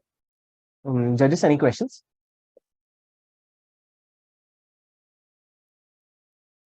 Can I ask a question, if that's okay? Yes, ma'am. Yeah, thanks. So when you were talking about the globalization and low-wage economies, I just wanted to understand, like, how are you exactly defining or classifying those? Because it's also like World Bank has its own classification where, you know, they're talking about these 4 different brackets. And also, what countries are you particularly talking about when you're talking about low wage? Do they also include, like, is there a differentiation between like upper middle and middle, or it's just low? So is there a poverty line threshold? So if you can just help me understand that. Right. So so the classification that we use is essentially based on whatever papers that we've studied on. Most of them actually look at the World Bank's classification, which is essentially classifying countries into 4 subsets, if I'm not wrong: low, middle income, that classification is the one that we have more or less used. And what was the next part of your question? I'm sorry. Yeah, just that. So it's just the definition that you're using by World Bank. Yeah. Yes, and because that's pretty much the standard. How many countries are included in, you know, these low-wage economies? I have not checked the latest data for the World Bank, but the basic, whatever the World Bank classification is, that is the one that we're currently using. Okay, thanks.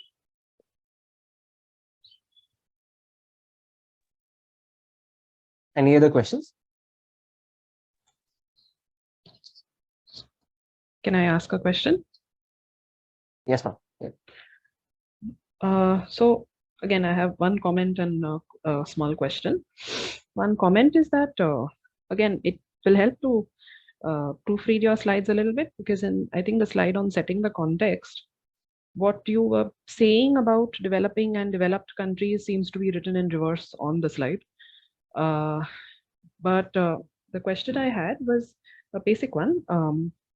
So your question, the overall study is very interesting, but when you've shown one study on the link between human capital and protectionism, so I just wanted to ask what that link is exactly, and is it at all affected by the endowment of labor in the country versus the education levels of that labor? So does labor endowment play a role in that link between human capital and protectionism, or is it so strictly based on education levels or human capital indicators?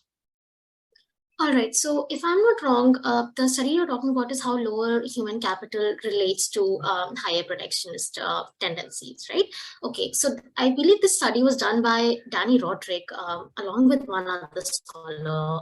And what they were primarily looking at was education only and not labor endowments. So that is how they calculated the human capital levels through skills. Okay. Does that answer your question? Yes. Thank you. Thank you, ma'am. Are there any more questions?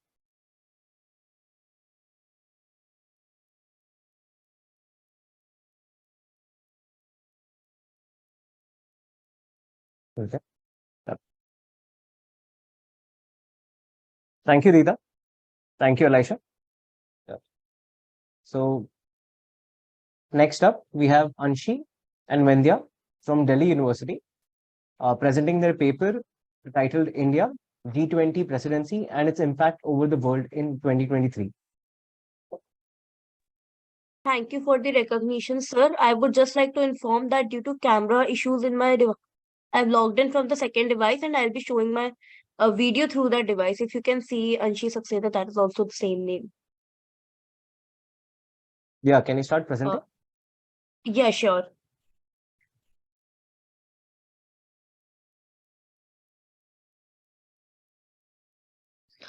I hope the presentation is visible to all. Yes, it's visible. Yeah. Okay. So Vasudhava Kutumbakam. Today, we, the students of University of Delhi, are here to present a paper titled India G20 Presidency and its Impact over the World in 2023. My name is Anshi and my co-host is Vindhya Gupta. So, without further delay, let's get started. The agenda of the presentation will be as follows: introduction, literature review, research variables, research questions, methodology, findings and interpretation, limitations and conclusions. Now I would like to invite Vindhya to begin with the introduction. Vindhya, over to you. Thank you, Anshi. So as we all know that India has been celebrating the Amrit Mahotsav recently, and this year it has also achieved a new breakthrough, that is, it is heading the G20 presidency. Now, the first question that may arise is, what is G20? So G20 is an economic cooperation among 19 countries and a European Union. Thus the name G20, thus the name Group of 20. It was founded in 1999, and after the Asian financial crisis, it also has various Sherpa tracks, finance tracks, and engagement tracks to discuss on various matters covering both economic and social aspects.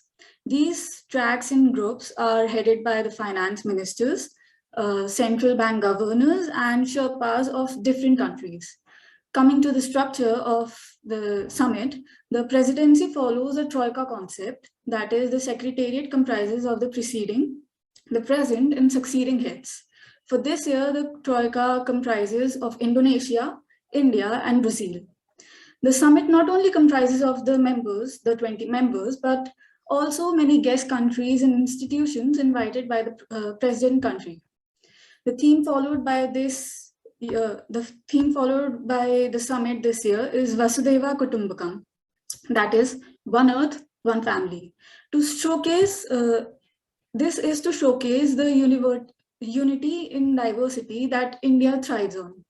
Further, the G20 presidency is in charge of steering the agenda, and India has made a firm stand about its priority, that being implementations of SDGs, climate change, inclusivity, resilient growth, infrastructural development, multilateral institutions, and women-led development. Further, the motive of converting the summit to a historic event and celebration for the people has also been made very much clear. Now, I would like to invite Anshi to continue the presentation.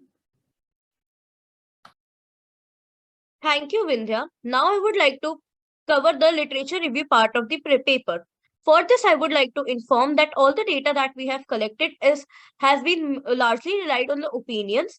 And for the same, we would like to inform that the information that we had till 28 February 2023 has been covered. So coming up with the very important articles that have helped in making our paper are uncertainties cloud global economy. G20 nations must resolutely address challenges.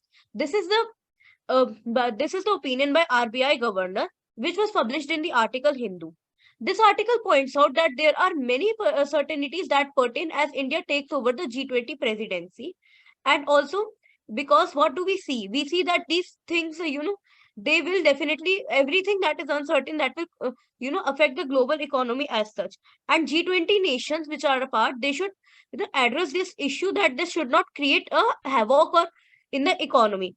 And also, this also points out that as India is a developing country and it has a very amicable relations with almost every country in the world, they show that recession will not point out economy as such. Second, policy priorities for G20, one earth, one family, one future. This is the theme of Vasudhaiva Kutumbakam as discussed by my co-host Vindhya. Now, this is the article that was published in IMF blog, IMF, Indian Monetary Fund. This article discusses the priorities that should be taken care as India governs G20. And okay, now basically what happens that while we are in the, when we are in the presidency, we often focus how to deal with the issues economically, but on the other hand, we often, miss out on the social issues. So this is what the IMF blog points out, that the social issues like inclusion of every other community, every other culture should be taken into consideration by G20, and the technological aspect like digitization and sustainable development should be taken upon. Why is this being addressed? Because as the technology advances, we are, compromising with the environment. So these two aspects should be taken care of, that while we develop, we should also make sure that whatever we are doing should be sustainable. So should contribute towards the sustainable development, so that the future also has something to cherish. Third, India's G20 presidency comes at an incredibly important time. UK Foreign SECI Business Standard. That means this is the business standard paper. This article comes. So this article discusses that at this point of time, India needs to play a very important role, as it has other responsibilities also, like the Russia-Ukraine war, global recessions are too on its shoulders. Now, as India comes in the role of G20 presidency, what happens mainly is that that there are many other responsibilities also that it has to cover, because one of the goal is to maintain the global unity. And what we see in Russia-Ukraine war, these things are hampering the global unity. In fact, due to Ukraine war, one of the meeting of G20 also got delayed or cancelled because of this reason. So these responsibilities should be taken care by India, as it points out, as it governs the G20. Now I would like to invite Vindhya to discuss upon the research variables. Vindhya, are you there? Vindhya? Vindhya? Okay. I think she's on mute. Okay. I think, okay, she's not responding, so let me do this. Okay, research variables. Now, while covering the literature review, we came across these research variables, which we found that could contribute in our presentation. Indian presidency as a G20, that how is India going to be a president? How is going to govern the G20 presidency that has been covered. Advantage to the world. Now, advantage to the world. Now, what the literature reviews propose, or what do we see? They show that these things are going to promote the Indian culture throughout the world. And as we all know, that Indian culture is one of the most oldest and yet the most civilized cultures in the world. So in that way, the humans, um the mankind will learn how to be, how to become better humans, and that will ultimately contribute to a better world. Sustainable development goals. The 17 sustainable development goals are to be covered by India. This is not only not going to help the world, but also India as such, because India also currently needs to focus on some of the very important sustainable development goals. India's international relations. Yes, now if we see that India has a good relations with almost every country, and it is always the first one that comes up when any country has the problems. So in that way, India's international relations in this G20 presidency will contribute towards a better world, and also this will also improve the relations with other country because of India's amicable nature with every other country. Areas covered by G20 and the suggestions. Areas covered by G20 means the other aspects which the G20 is covering, that is social, legal, economical, political, and technological aspects, which I have already covered in the literature review. Suggestions. Now, suggestions that what the other countries point out is that India should be very much vigilant and responsible for this responsibility, as it is not the responsibility of one country, but the whole global countries. And also, India has very good resources and almost everything that can make India a very good country. So I think that so many countries think that India should utilize their resources economically, as well as they should not they should take care what the responsibilities they have and how to deal with them amicably. Now, Vindhya will deal with the research questions. So coming to the questions, there were some that we faced and tried to answer in the paper and also in this presentation. And the questions were mostly based on India's presidency, the advantages that the country, advantages pertaining to the country, India, as well as to the world, better SDG implementation, which is also a goal which India is going to, which India will be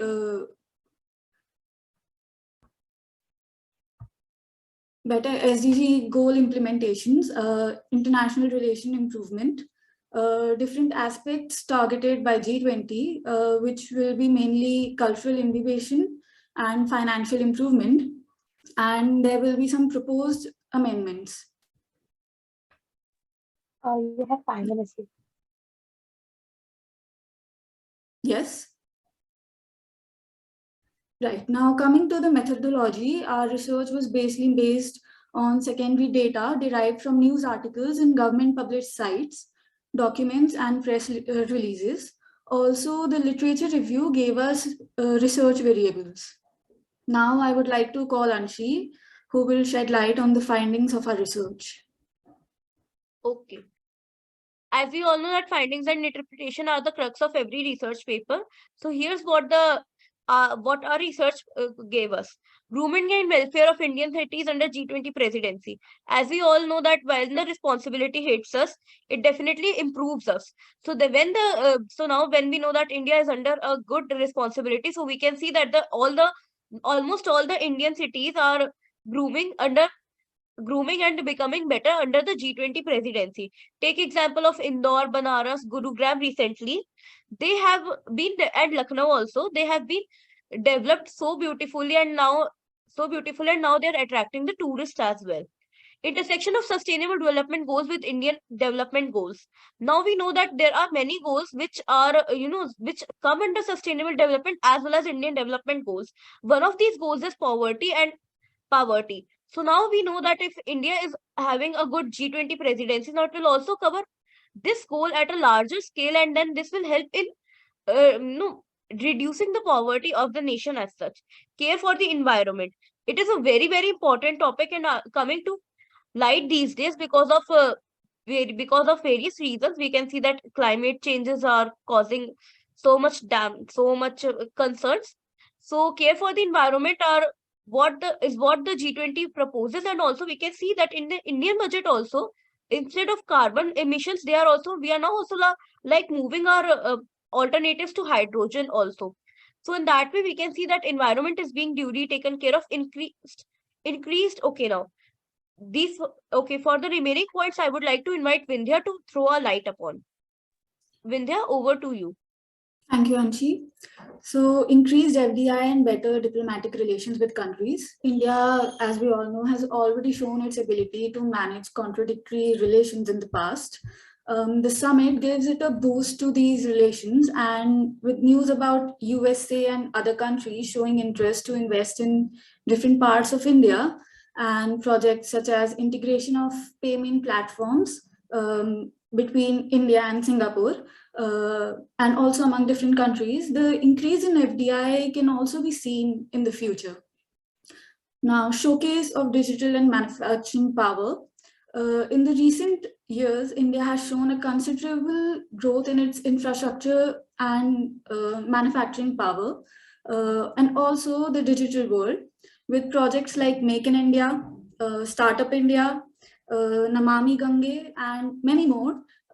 Plus, India was also one of the few countries in the world who digitalized almost all of their vaccination process in the COVID era. This G20 summit is a good opportunity for India to showcase its strength and also urge other countries to do the same. Coming to the involvement of people, as I said before, this year India has made it one of its goal to involve citizens in the summit and convert into a celebration. For this, multiple selfie points, cultural programs, rahagiri, food festivals, seminars, cyclothons, etc., have been held around the world, and this also provides the delegates a much needed experience of the diversity in India. This also exhibits a soft power that India has the ability to, but was to some extent underutilized till now. It allows it to harbor that soft power. Also, it was made sure that that India showcases not only the cultural or the food diversity, but also the diversity it has in terms of flora and fauna.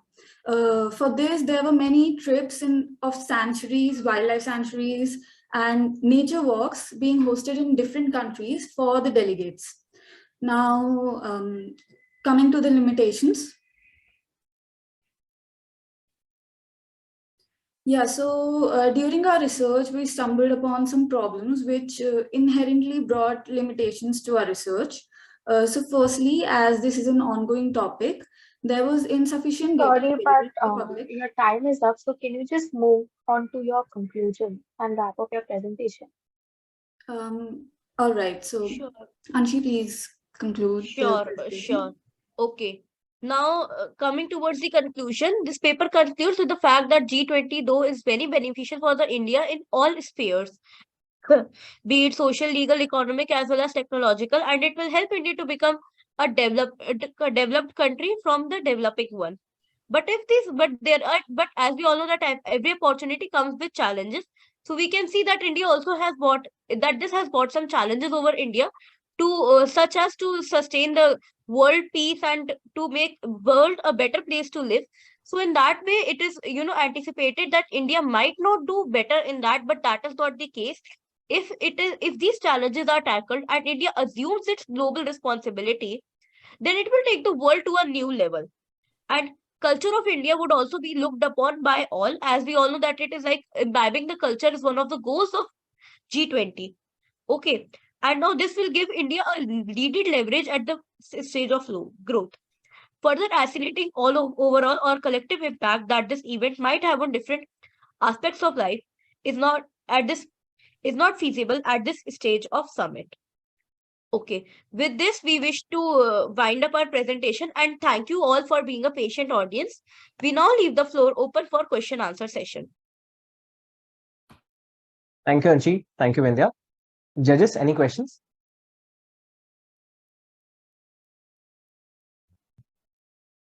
Yeah, so who was the president of G20 last year? Indonesia, right? Yes, that's Yes, correct. sir. Yeah, so I mean, like you are saying, it will bring a lot of positivity to India. I mean, what was the impact on Indonesia's economy or stature as from being G20 president for a year?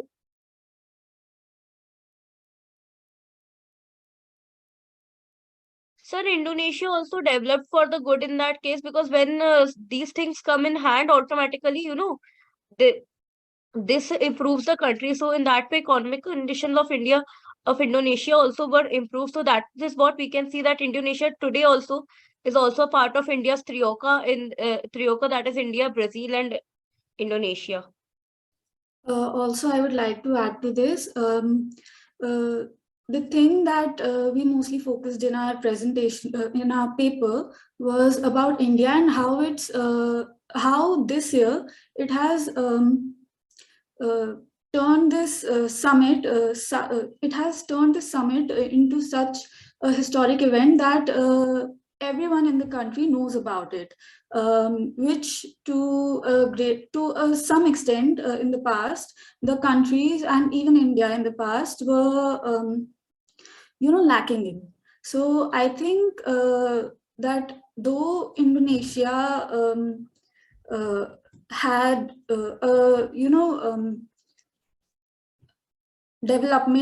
development due to the summit, and it had some power when it came to the summit, but the difference this year with India is that it is able to exhibit its soft power on the other countries due to its diversity.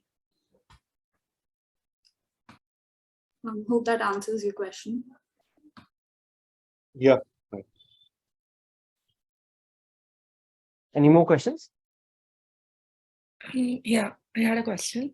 So I just wanted some more clarity on this one thought that you presented in under the research methodology. One of your last points spoke about some of the proposed amendments. So is this something that you found in your research, or is this also based on the secondary data? So if you can just shed some light on that. Yeah, so I would like to say in that some research proposed amendments, they were the part of our secondary data also, because all the countries, they are constantly pointing out to this fact that India should focus more on the global responsibilities that have come under its shoulder, especially the Ukraine part. So in that way, they are proposing amendments that world peace should be also a special highlight and inclusion. Along with inclusion, world peace, it should also be a special highlight of the G20 summit. So that is the thing. I hope that answers your question. Yeah, so these amendments are not internalized. It's not for India's economy. It's just like globally under G20. Yes, yes. Okay. Thank you. Is there time for another question, sort of comment? Yes, we do.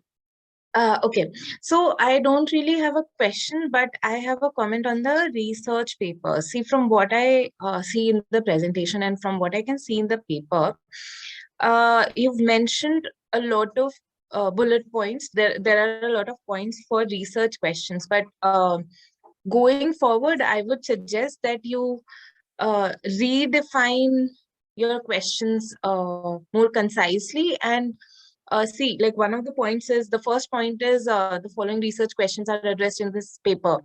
India is the president of G20 summit. See, a question needs to be more exploratory in nature. See, you can either present the paper as a review paper where you look at the literature review that you have, and then you sort of figure the main points from different papers, and then you come up with a sort of conclusion or insight through the literature. But if you are looking at, say, secondary data variables, like you've mentioned, then that needs to come from a very concise, precise question. Exactly what is it that you are trying to address? Are you just looking at the implications of India being the president of G20 summit, or like is that related to the advantages that India gets, or are you also looking at sustainable development goals, or are you also looking at international relations? Because from what I see in the presentation and in the paper, You are trying to look at a lot of points, but because you are looking at a lot of points, none of them are being addressed in in a more specific manner. If we want to come up to an answer through a research question, I think there needs to be more specificity and more conciseness in how you define the question and then how you address it. That's just a comment, might help as you go forward. Yeah, And thank you thank you so for the much, presentation. ma'am. Thank you so much, ma'am. We'll definitely take care in the research papers. Thank you so much.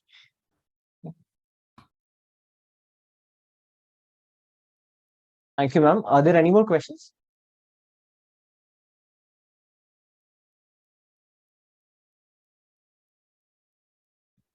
Time is up for questions, so we can move Okay. on to the presentation. Okay. Yeah. Thank you, Anshi. Thank you, Vindhya. So due to some sort of a coincidence, the next three papers are titled the same. So it's called. So the next paper is written by Paridhi and Teeth. They are representing St. Joseph's College, Bangalore. Their paper is titled "Are We in an Era of Higher Inflation?"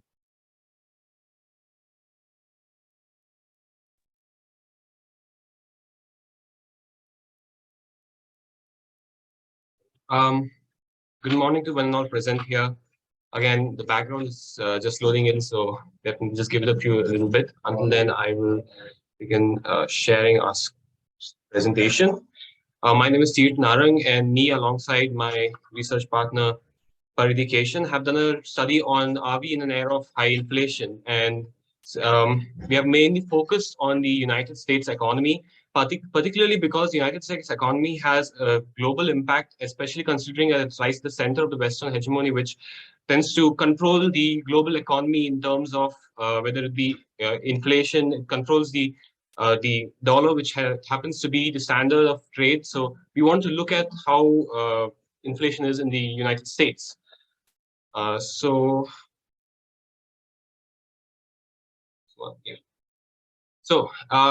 with our paper, first we'll be in our presentation. First, we'll be going over the understanding what inflation is, according to what we have done a study based on. We'll be going over our hypothesis regarding whether we are in an era of inflation. We'll be going over the methodology, the literature review, and so the examination of some data to back up our points. First of all, as for our paper, we do want to say that we do conclude that yes, we are in an era of high inflation. And why is that? There are multiple reasons. In particular, it relates to geopolitics of our global economy right now. There is obviously the war in Ukraine, which has generally left a shock in terms of on trade routes, particularly for many of the consumer goods, which are something that consumers tend to consume in everyday life, and is something that they cannot cut down on, and that causes an increase in expenditure. There's also the COVID-19 pandemic that happened over the past 2 years, which completely changed trade routes. Many of our supply lines were severely crippled during this period, which resulted in increased costs. And also there is the case that many companies, latched on to the idea of COVID-19 and increasing prices, and had a sort of general increase in prices with this cause in mind, which has led to a sort of increase which we do not see going down in any time in the future. So to understand inflation, term inflation in particular describes a long-term and widespread increase in the costs of products and services in the economy. And when inflation is within acceptable limits, we do know that there are multiple benefits to inflation. In particular, it tends to revitalize an economy when inflation tends to increase the prices of goods, and there is more incentive for production within the economy. Within this paper, we'll be utilizing 2014 as the base year for any of the analysis that we'll be doing. We'll be particularly doing a regression analysis. And the reason why 2014 acts as the ideal year is that it is the year where we had the least amount of disruptions with regards to global trade, and we had the least amount of inflation as well. All right. So starting with two types of major inflation that we are seeing right now. We are seeing a demand pull inflation caused by the COVID-19 pandemic, where we have a shortage in supply due to trade routes not being particularly well equipped to the pandemic. We also see a cost push inflation where raw material prices have been going up, particularly due to increases in oil prices due to the war in Ukraine and the sanction posed on Russia, as well as a as well as a simultaneous decrease in production by the United Arab Emirates and the OPEC nations, which are increasing oil prices and thereby also increasing the raw materials, which are particularly important for the consumer goods.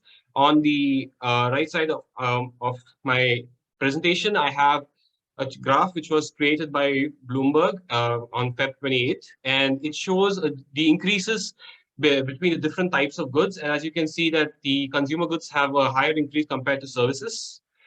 We also look into the political and social causes of inflation and generally the expectation which has led to an increase in inflation within the US public. All right. Now, our hypothesis is that there is a trend of increasing inflation which has stemmed from a non-responsiveness of the economy to monetary policy by the Federal Reserve. And the methodology for proving this hypothesis is, first of all, we've used a lot of secondary data from various sources such as the IMF, the National Affairs Publication, and the World Bank. We have utilized the regression analysis with regards to inflation and consumer expenditure to show that there has been change in the behavior between inflation and consumer expenditure. We have utilized the monetary theory to get an understanding of how money supply will be affecting inflation. So to begin with the review of literature, with regards to the monetary theory, which we used a paper from 2009 from the University of Alabama. The monetary theory states that inflation is a product of money supply. The faster that money supply grows, the faster that there is inflation. With all things remaining equal, money supply is proportional to the price levels.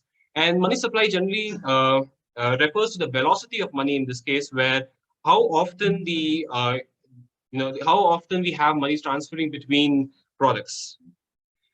And we have the equation for the money supply written price levels written over there, where we have the velocity of money being proportional to it and the income levels being inversely proportional to it.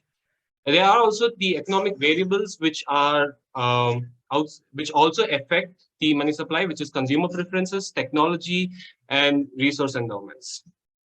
Now we go over some of the data points that we have utilized. The first one being the velocity of money within the United States, as this graph shows from the US Federal Reserve. Over the past 2021 to 2022, there has been a general increase in the velocity of money.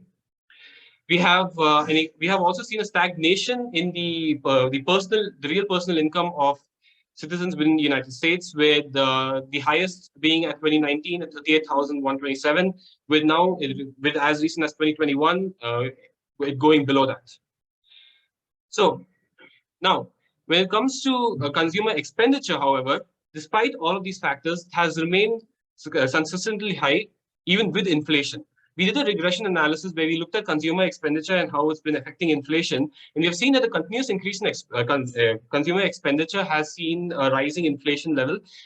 We did a regression analysis where we found about a 31% variation with a p-value of 0.095, showing that there was a significant level of causality between two.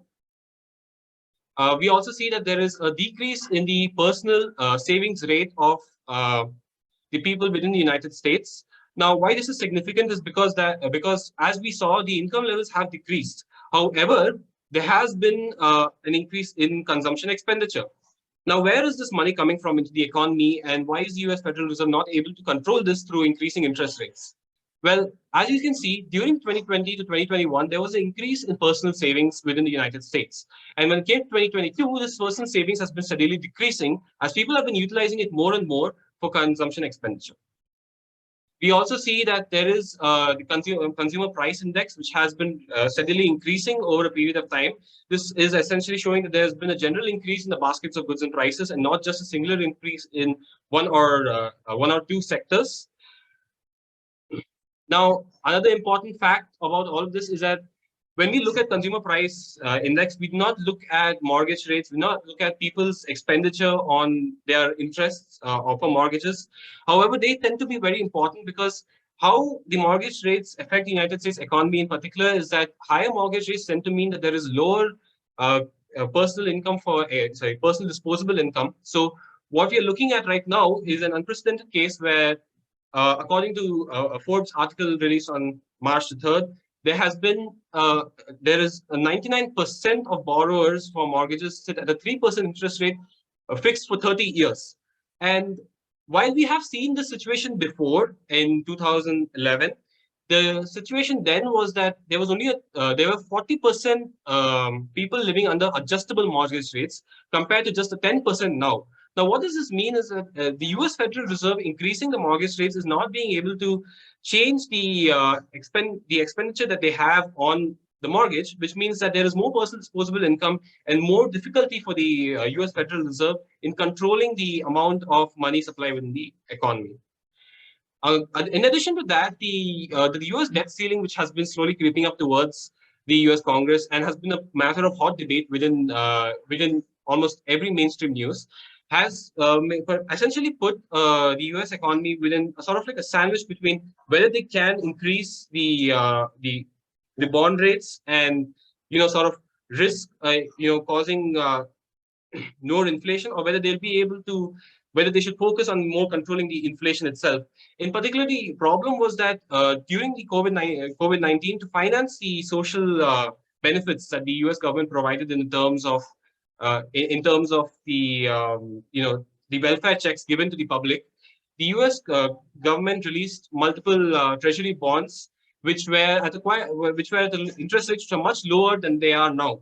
Now the interest rates have been increasing steadily, and what this means is that banks are essentially holding off on buying more of these treasury bonds because they feel that the interest rates are due to increase more.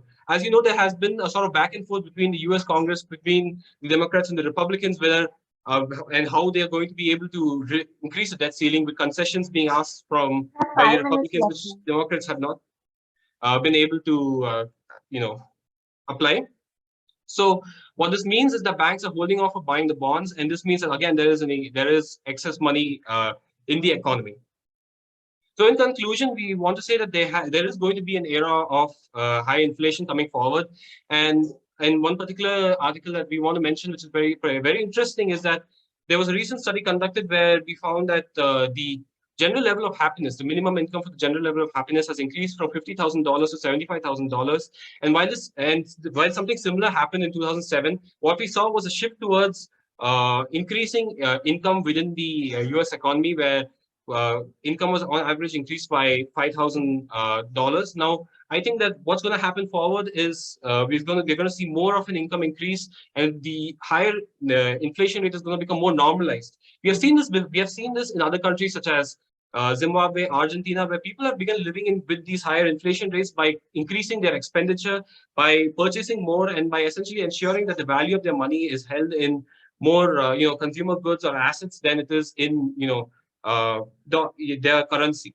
So I think that's what's going to be happening moving forward. Thank you. Thank you for the presentation, team. Is Paridhi not present for the meeting? She was supposed to be speaking today. However, she has come down with some quite heavy fever, so we decided it would be best for her to rest and for me to take over the presentation. Okay. Yeah. Judges, any questions?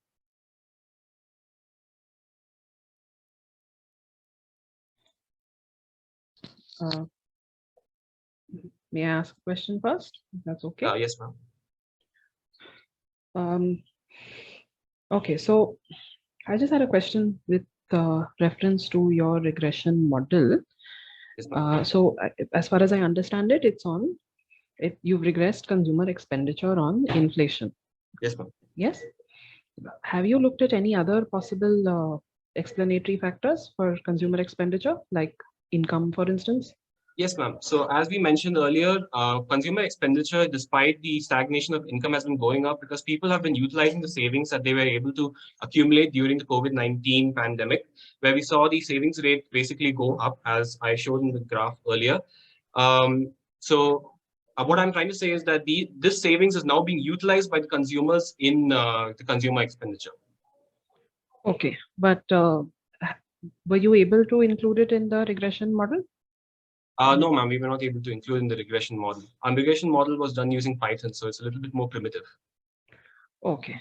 So just as a future suggestion, it's a good thing to, I mean, you have, of course, shown through other evidence that incomes remain stagnant, but it is, I mean, it is good to include other explanatory factors in your regression model also to try and check whether your result holds, in addition to checking for things like, so using little time series techniques like checking for stationarity that you can read up on later. So that's it from me. Thank you. Thank you. Thank you, ma'am. Any other questions?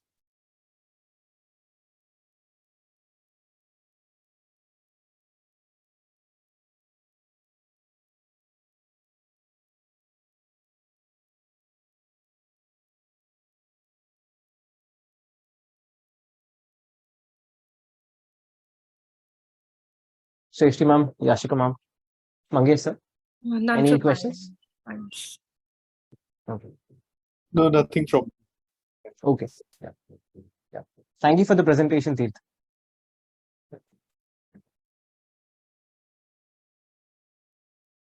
Okay. So the next presentation is by Gaurang and Shatakshi from Symbiosis School of Economics, Pune. Their paper is titled, "Are we in an era of higher inflation?"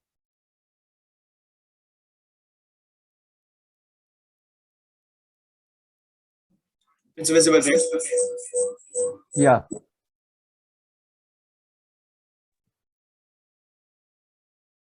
Good morning, everyone. I am Shatakshi Kenikar, and this is my partner, Gaurang Phadke. We are from the Symbiosis School of Economics. Today, we are here to present our research paper on the topic, "Are we in an era of higher inflation?"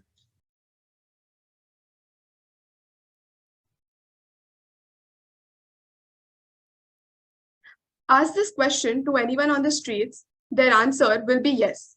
This conjecture without firm evidence is what we call speculation. Predicting inflation is not as easy as crystal ball gazing. To make precise prediction, econometric analysis and statistical numbers have an upper hand over random speculations. In this paper, we try to demyth the misconception of a period of high inflation. So are we really in an era of higher inflation?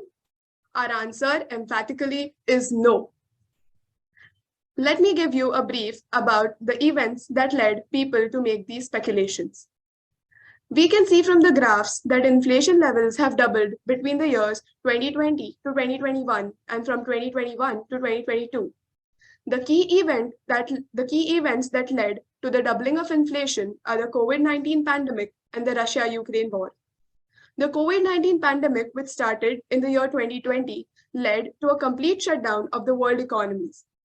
The subsequent recovery in the year 2021 led to a rise in the pent-up demand while the supply chains were majorly disrupted.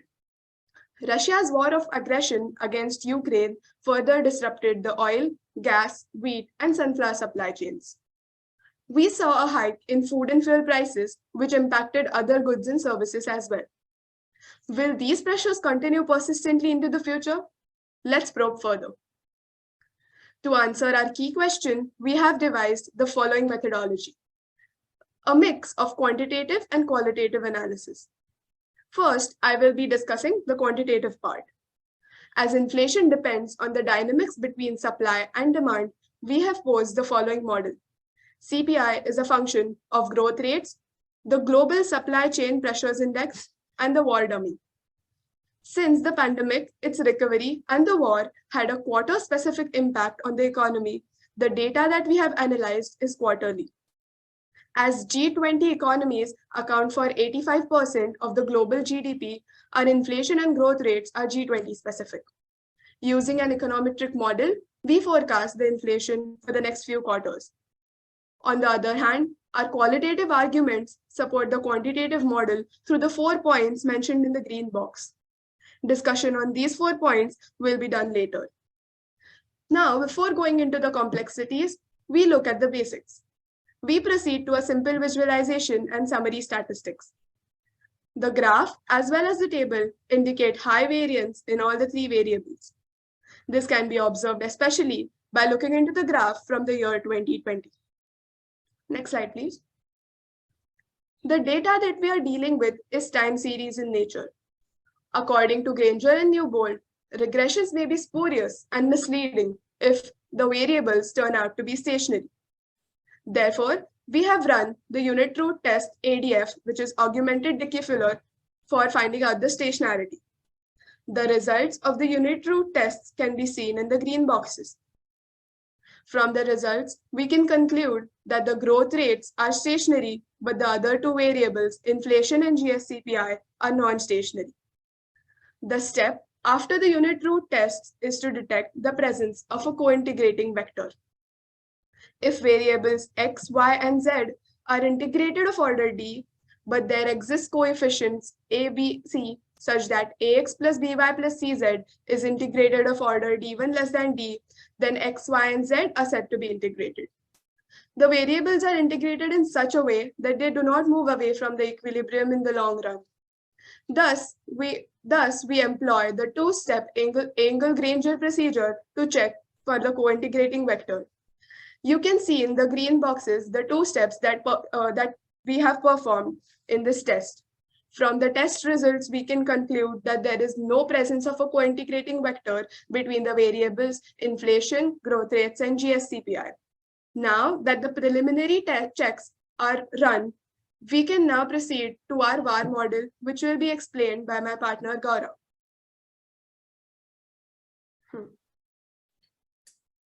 Yeah, thank you, Shatakshi. So we proceed to the VAR model. We use the VAR model to estimate relation between inflation and other variables, and more importantly, forecast the inflation values for the future. VAR in this case is a multivariate time series model that relates current observations of inflation to past period observations of inflation, growth rate, and GSCPI. The model estimates three equations simultaneously, in which all variables are now endogenous. A lag order of 3 has been selected using the Akaike information criterion. It is important to note that here we have a VAR equation for inflation in the green box. Also, our VAR model shows that inflation exhibits inertia, that is, it depends on its level in the past. Inflation also depends on the past period values of growth rate and GSCPI. So now to the most interesting and important aspect of our research. This is the VAR forecast. We have actually estimated and forecasted the inflation values.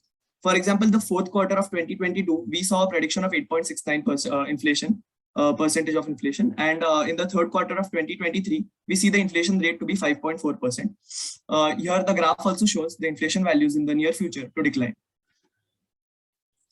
Okay, so impulse response functions and forecast variance error decomposition are two key tools which help us to interpret the data better. Impulse response functions help us to understand the time that inflation would take if there was to normalize if there was a shock of one standard error in the other variables. We have considered the impulse response functions for all variables, and we see that it causes persistence in inflation. Here we see an impulse response function of a shock in GSCPI and a response of inflation to that. We see that it takes about 35 quarters for inflation to normalize. Thus, we conclude that supply chain shock can create persistence in inflation. On the other hand, the forecast error variance decomposition, the FEVD, is used to understand the contribution of growth rates, supply shock, and war in explaining the variance in inflation. For example, here in the graph, we see that in the first quarter, 100% of inflation is explained by inflation itself. From the 12th quarter onwards, the FEVD becomes stable. After the 12th quarter, we see that most of the variance in inflation is explained by the purple boxes, which is the GSCPI, that is the supply side. Thus, we can conclude that supply causes persistence as well as variance in inflation. Moving on to the qualitative arguments, which support our quantitative arguments saying that inflation rates won't rise in the future. So, okay, we saw that supply chains cause persistence and variance in inflation. Therefore, it was important to understand what causes pressures in the supply chains. We have used the GSCPI, that is the Global Supply Chains Pressure Index, to denote the pressure, to look at the pressures caused in the supply chains. Here is the composition of the GSCPI. In the above graph, we can see that most of the pressures in supply chains have been explained by the pandemic. The war has also explained it to some extent, but the peak attributed to it is very small. We also see that pressures in supply chains normalize very quickly after that. Due to this normalization, we can conclude that the persistence in inflation won't last. Moving on to the speedy central bank response. We see here that there has been a common trend being followed through all the central banks of the world. That is, during the pandemic, the interest rates were low to promote liquidity. And once the inflation started rising, they hiked their interest rates. We can see the same in case of the Federal Reserve, the RBI, and the European Central Bank. The European Central Bank was, however, a bit laggard in raising the interest rates. That's why Europe did witness a higher inflation than other countries. The interventions to end war. So, as seen in the GSCPI graph, war caused a minor peak in supply chain pressures and was normalized quickly. Yet, tensions today remain. That is why it is very important to disincentivize this war. That is why many sanctions have been placed on Russia. For example, the exclusion of Russian banks from the SWIFT system, embargoes by US on Russian oil, gas, and coal, sanctions on Russian companies like Gazprom Neft and Rosneft. Lately, these sanctions have been intensifying a lot. For example, the 10th package of sanctions imposed by the European Union includes almost 11 billion euro export ban to Russia. This is a very inclusive package as it includes various commodities like vehicles, electric generators, bridges, cranes, etc. Okay, so we discussed these sanctions which would likely disincentivize the war. However, there remains a fear of an event of a prolonged war due to a concept which has emerged called Fortress Russia. Russia has engaged itself in de-dollarization and heavy exports of oil and natural gas. Due to this, the Russian economy has managed to fare well, despite the sanctions being in place. Another worry that remains is the dependence of European Union that could be seen till 2021 on the Russian economy or for its oil and natural gas. However, in this case, there might arise a question: are we in an era of inflation now? Our answer to that as well is no. Finally, we talk about the shift to renewable energy and the energy transition of European Union. The recent reduction of European Union's dependence on Russia is a key fact. There has been a reduction in the oil and natural gas imports of European Union from Russia by almost 20 to 25%. They have also found alternates for piped natural gas like Azerbaijan and Norway. Let's look at the share of renewable energy in European Union. During 2012, the share of renewable energy in its energy transition was about 16%, and the same thing and the same share in 2021 was about 22%. We expect that this share has gone further. Yeah, thank you. Yeah, so we expect that this share has gone further in 2022. Let's look at our conclusions now. So inflation has been explained by supply shocks as well as growth rates. Supply chain pressures are critical in explaining persistence as well as variance in inflation, as we saw in the impulse response functions and the FEVD. However, the supply chains have normalized fairly quickly, as seen in the Global Supply Chain Pressures Index graph. Central bank responses, increased sanctions, and a shift to renewable energy sources in the European Union also support lower inflation prospects in the future. Thus, we believe that we are not headed into an era of inflation. This is but a flash in the pan. Thank you.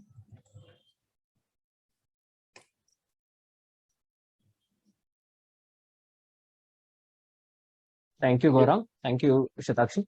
Any questions from the judges? Yeah, so just one clarificatory question. The VAR analysis that you have done, the variables that you have used there, so their growth and inflation, is it for US or it's for OECD as a whole? Sir, I would like to answer this question. So the growth variable that is used is for the G20 economies.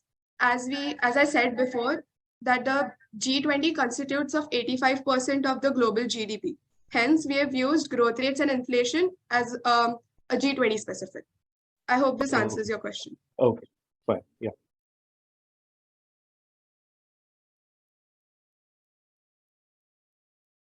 Any more questions?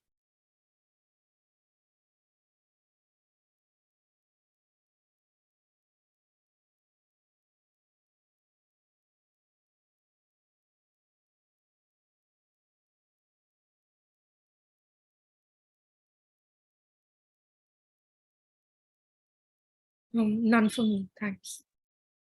Yeah, none from me either. Thanks. None from me also. It was very thorough. So, any comments that you could add now? Any comments on the paper?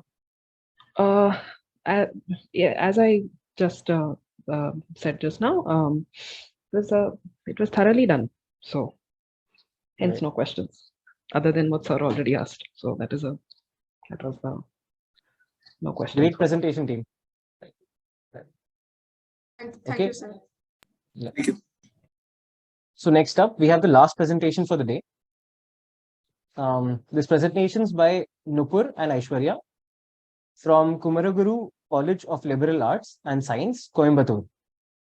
Their paper is also titled RBI in an Era of Higher Inflation.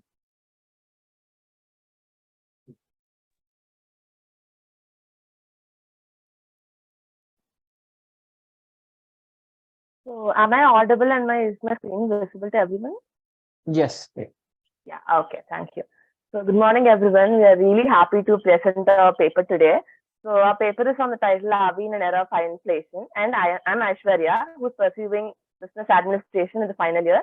And we have our teammate Nupur Timani, who's pursuing her economics in the final year.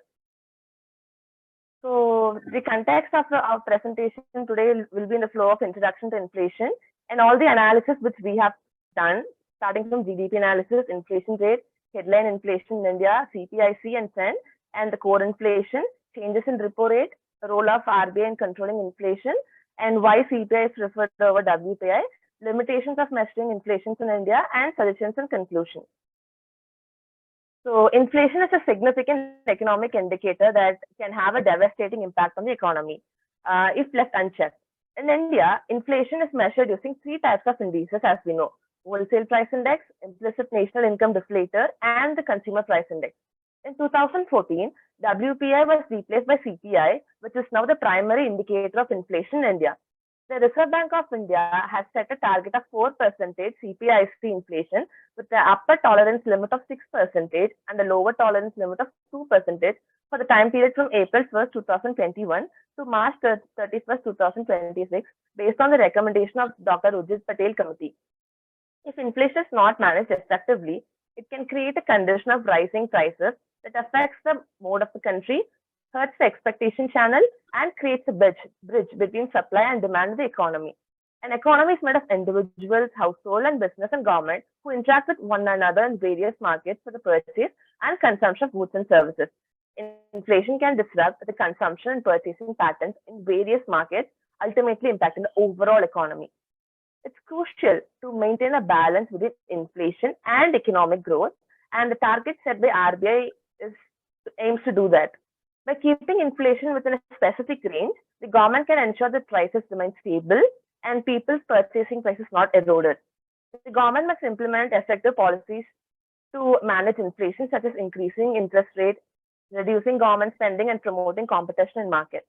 Inflation can be caused by various factors, including supply chain disruption, increased demand for goods and services, and the printing of excess money. The impact of inflation on Indian economy, the factors contributing to inflation, and the policies implemented to manage it are essential topics for research and discussion. This presentation aims to provide insights into inflation in India and other countries, examining its historical trends, the factors contributing to inflation, the effectiveness of government policies in controlling inflation, and the impact of inflation on various markets, including the wholesale and retail market. And the objective of this research is to examine, as I told, to study the rate of inflation in Indian economy from the time period 2012 to 2021, and to determine whether India's inflation rate is within acceptable limits and RBI's role in managing inflation in India. Over to Nupur. When it comes to the analysis section, we have assessed the GDP in 5 selected countries and their inflation rate from 2012 to 2021 to determine the performance of India in comparison to the advanced economies and the emerging market economies of the world. In addition, we have also included the key metrics for gauging inflation in India to understand the performance of India according to the different various inflation rates. So we have collated the data extensively from the World Bank database, from RBI publication, and from the economic survey. Those data has been converted into graphs using the Tableau software. So firstly, we'll come to the GDP analysis from the year 2012 to 2021. So basically, we have selected 5 countries: China, India, Indonesia, Brazil, and Turkey. So as can be seen from the figure, China, being the second largest economy, has the highest GDP, while India's GDP has increased consistently during the period from 2012 to 2021 from $1.83 trillion to $3.18 trillion, while Brazil's and Turkey's GDP fluctuated and progressively shrank.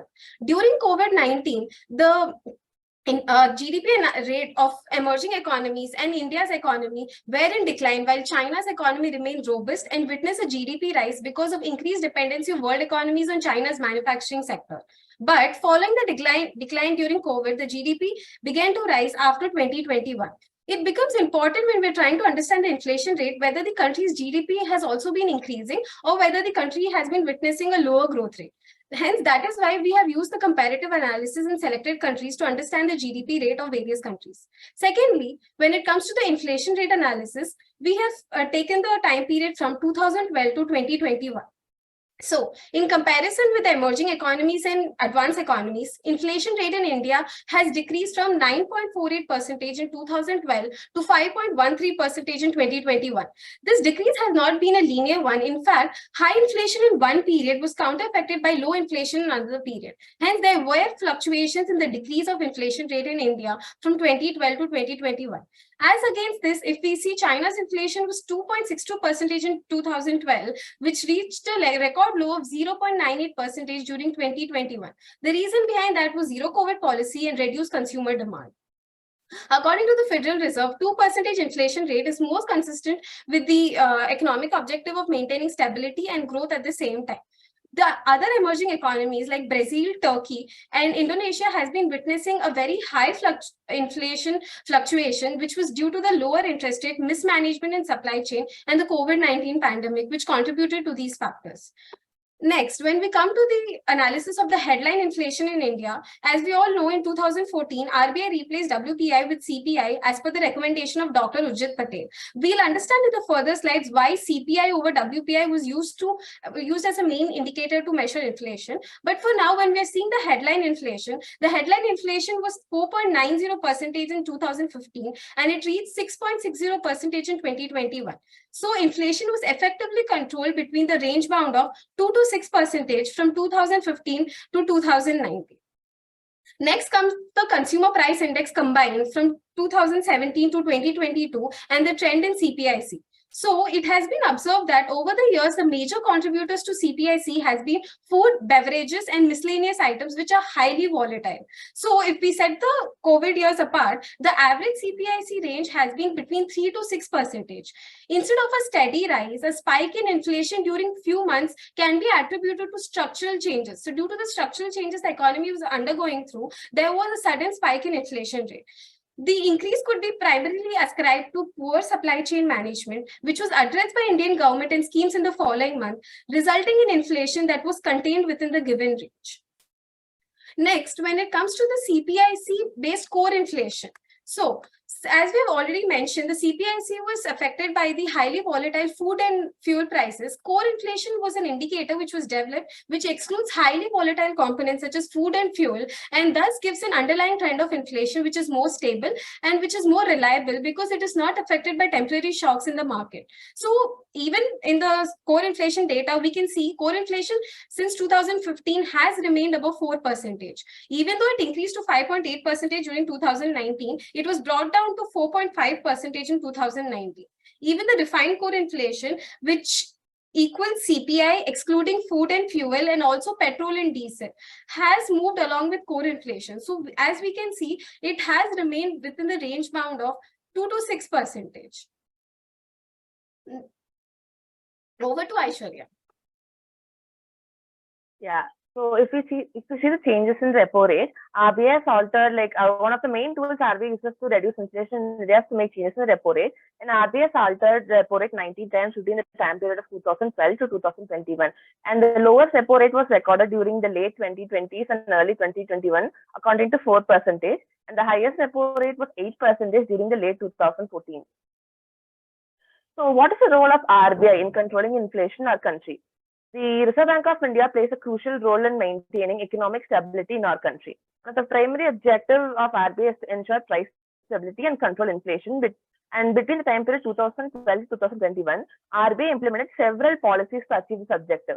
One of the main measures used by RBI to control inflation is the repo rate. The repo rate is the interest rate at which commercial banks borrow from the central bank. And in response to changing economic conditions, RBI has modified the repo rate on regular basis. For example, when inflation was on the rise in 2014, RBI raised the repo rate to making borrowing money more expensive and dampen the demand for goods and services. Conversely, when the economy was struggling in 2019, RBI decreased the repo rate to encourage borrowing and stimulate economic growth. Other measures taken by RBI to control inflation include open market operations, CRR, SLR, and CRR and SLR. Open market operation involve buying and selling of government securities by RBI to increase or decrease liquidity in the market. Overall, the RBI's policies have been effective in controlling inflation and maintaining economic stability in India. So it becomes important that we understand why CPI was chosen over WPI. CPI is considered to be the true reflection of retail economy. The reason behind that is that it captures the changes in price level at consumer level. CPI is based on the weighting of household expenditure. So it gives food products a much greater weight than WPI does. So if we see the combined weight of food, beverages, and tobacco is nearly 50% in CPI compared with 25% in WPI. Also, a noteworthy omission from WPI is inclusion of components like housing and services, which is classified as miscellaneous items in CPI. Even though prices of services constitute about 60% of the gross value added in Indian economy, it was excluded from WPI. Hence, CPI was a more robust measure when it comes to measuring inflation. CPI is also calculated using the basket of commodities, which forms a daily consumption pattern of Indian household. Hence, it accurately reflects the difficulties encountered by consumers as a result of inflation. Additionally, RBI had also mentioned that CPI is typically subject to fewer revisions when compared to WPI. Hence, which enhances the practical usefulness of CPI as a measure for both public and for monetary policy purposes.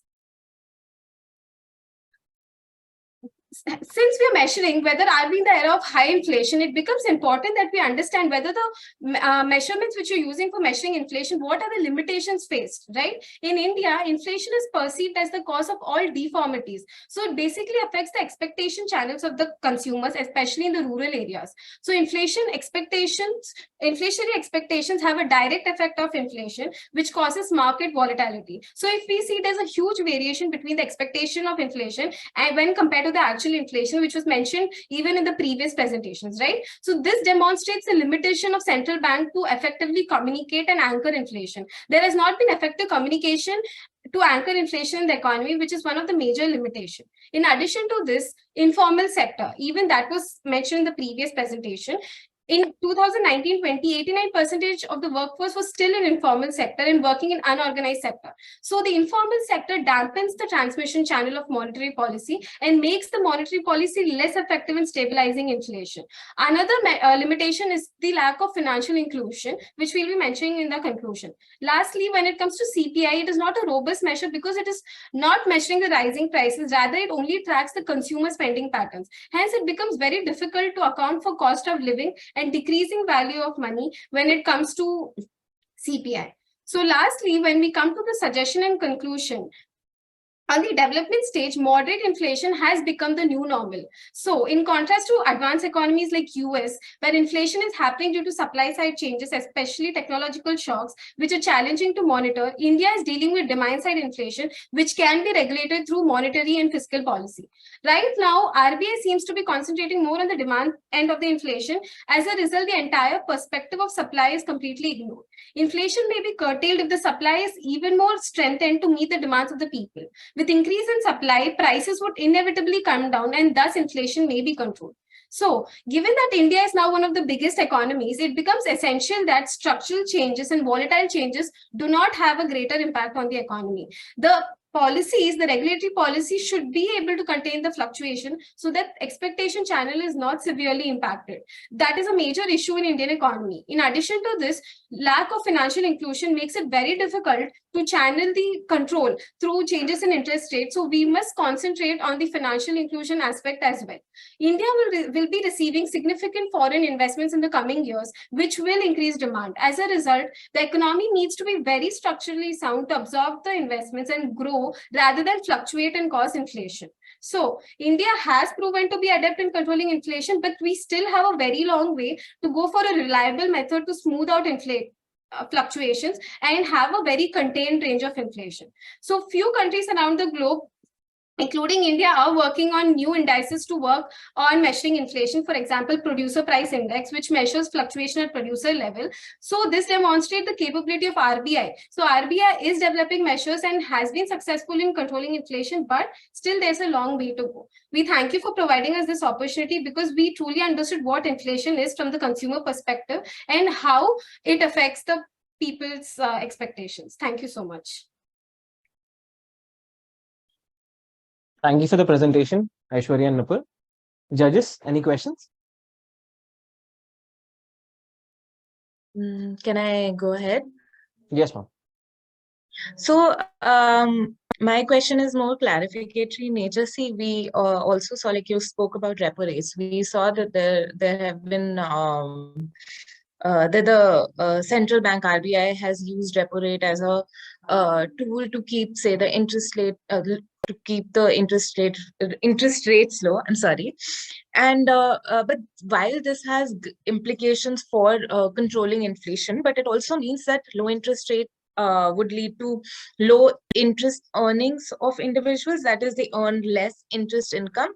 That could also lead to a decrease in bank deposits and therefore have an impact on the profitability of banks. So, in your review of literature, in your analysis of data, do you think that has been the case due to low repo rates for substantial periods of time? Basically, to put it more concisely, do you think that because of low repo rates, there has been any impact on profitability of banks in India? Because we had the lowest repo rates during, as you've mentioned in the presentation as well, during this time period. So do you think that has had an impact on profitability of banks? Because that is, again, we do not, while we want to control inflation, we also do not want to reduce the profitability of banks.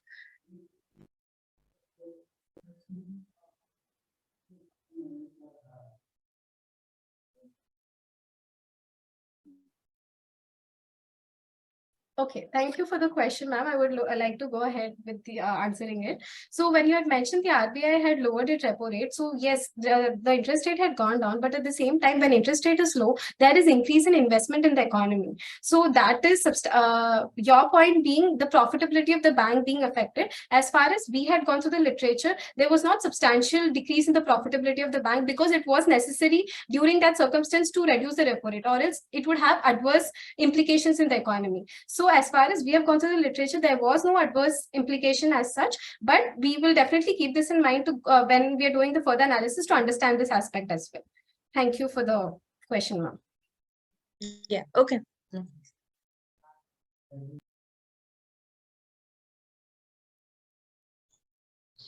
Can I ask a question?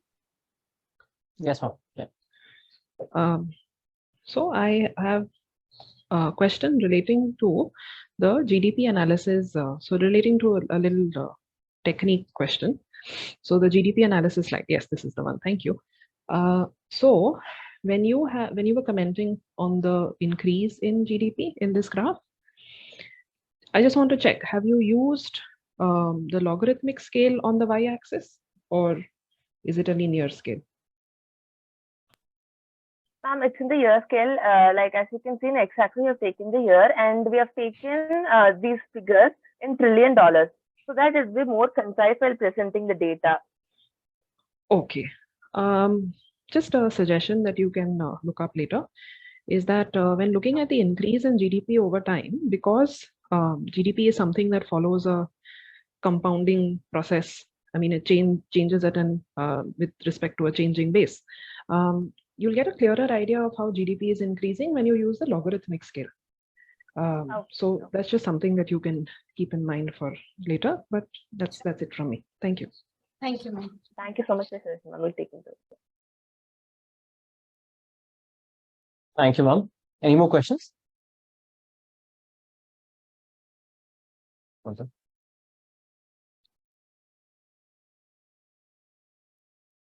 Thank you so much, Nupur and Aishwarya, for the presentation. Now I'll be opening a breakout room where the judges and the host will be taken to decide the results.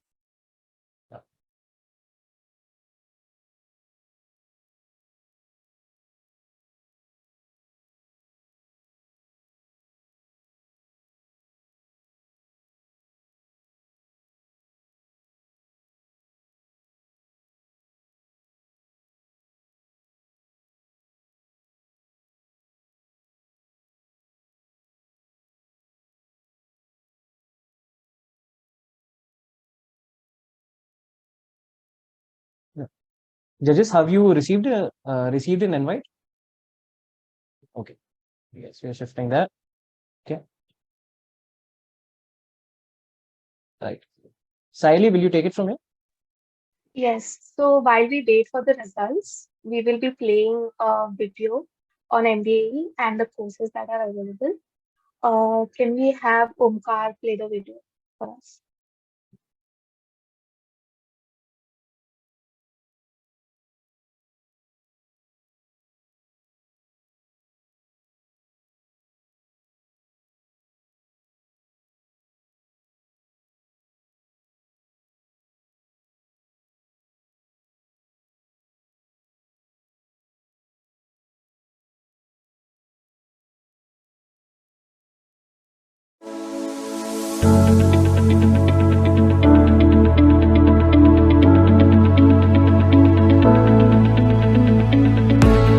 As the world summons determination to practice true sustainability, at MDAE, we are introducing courses that will create thought leaders to drive this resolve. At MDAE, we lead you there to make you find your place where you have to belong. Our courses are designed to make you global leaders in this new era of global advancement in the field of economics, finance, data science, and now sustainability elective (ESG). Hi, I'm Mahima Soni. I currently work at Deloitte India. The courses at Meghnad Desai helped me tremendously in my current role in the financial advisory. Hi, I'm Stanley. I'm currently working as a consultant in EY India. I'm thankful to MDE for giving me the opportunity to succeed in my role despite being from an engineering background. Hi, I'm Priyanshi Desai and I got the opportunity to work in the economics space at Deloitte India by getting placed at Meghnad Desai Academy. Hi, I'm Arsh Mogre and I currently work as an economist at Quantico Research. The macroeconomics course at Meghnad Desai Academy of Economics better provided me an understanding of the nuances of the global economic system. MDAE has placed their alumni at the most reputed organizations.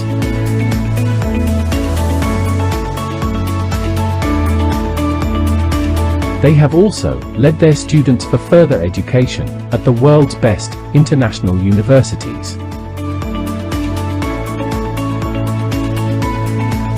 Continuous innovation and improvisation is a necessary ingredient of academic training. They lie at the core of our teaching of economics, finance, and data science. In line with this tenet, we are soon launching a new course in sustainability, environmental social governance. At MDAE, you will immediately notice a change in the thought process and learning. Our expert faculty and their teaching methods have excellence that provide our students with the academic rigor and applied skills to meet the needs of a dynamic and globalized workplace, with an obvious scarcity of post-grad programs that synergize strong theoretical skills with applied skills for a rapidly globalizing economy. MDAE has ensured top in-house and reputed visiting faculty that deliver a more practical education in a friendly and more approachable manner, which helps students to develop a new toolkit to analyze and address real-world situations. My name is Abhinay Muthu. I'm currently a visiting professor at the Meghnad Desai Academy of Economics. I have 35 years of teaching and research experience in universities in the United Kingdom, Cambridge, Harvard, LSE, Warwick, and I've been a professor of economics for 20 years and been the head of economics at Warwick. I'm Tirthankar Patnaik. I'm the chief economist at the National Stock Exchange. I teach macroeconomics at Meghnad Desai Academy of Economics. I'm Dr. Bhagyashree Dapke.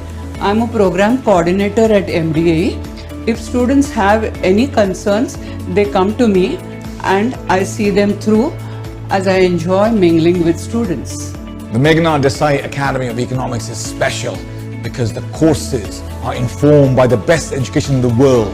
The content and the structure informed by teaching at LSE, Cambridge, Harvard, and Warwick.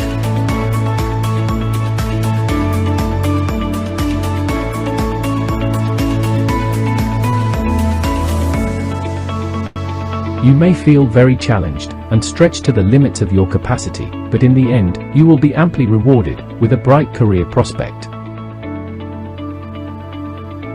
MDAE courses are designed to empower our students in the science of economics, finance, and data. A new sustainability and ESG course will create leaders who will have a global impact. At MDAE, we try to inculcate the following value in our students. We think, therefore we are.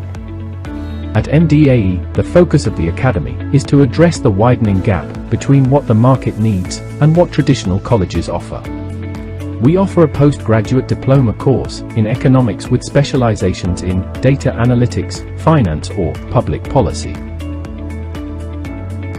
We also offer a one-year, full-time postgraduate diploma course in data science and finance.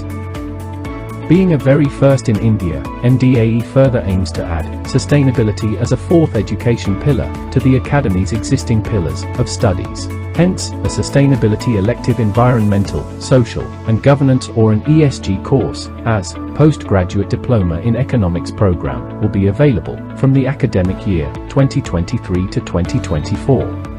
Due to the ever-rising demand of the climate change landscape, the elective course aims to provide students with the understanding and tools to manage the rapid changes in the environmental, social, and governance aspect. The course aims to create leaders that will create a global impact in this regard. At MDAE, we encourage our students to think, express, and ideate. Our objective is to enable our students to find their rightful position in the contemporary knowledge economy. MDAE has given me the opportunity to study a wide array of subjects and also interact with a lot of industry experts. I always found coding to be difficult. MDAE, by giving real-life examples, helped me understand coding very well. We recently had Ernst & Young come on our campus for campus placements, and I was among the 5 people who got selected for the same. It is a great opportunity because Ernst & Young is a big 4 and it was my dream job to work there. MDAE was my shot at combining my finance background with my love for coding. Center for Monitoring Indian Economy is the biggest firm which provides economic data for Indian economy, and working at such place was my dream. We want our students to be, and our students deserve to be, critical independent thinkers, not just followers.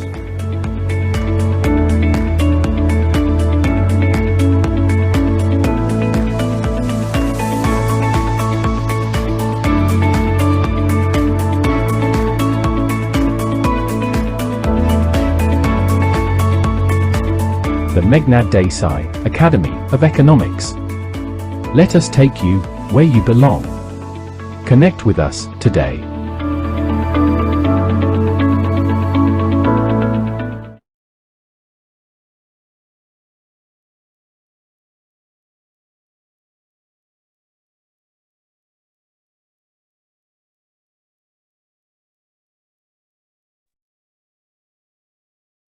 Thank you so much, Omkar, for the video.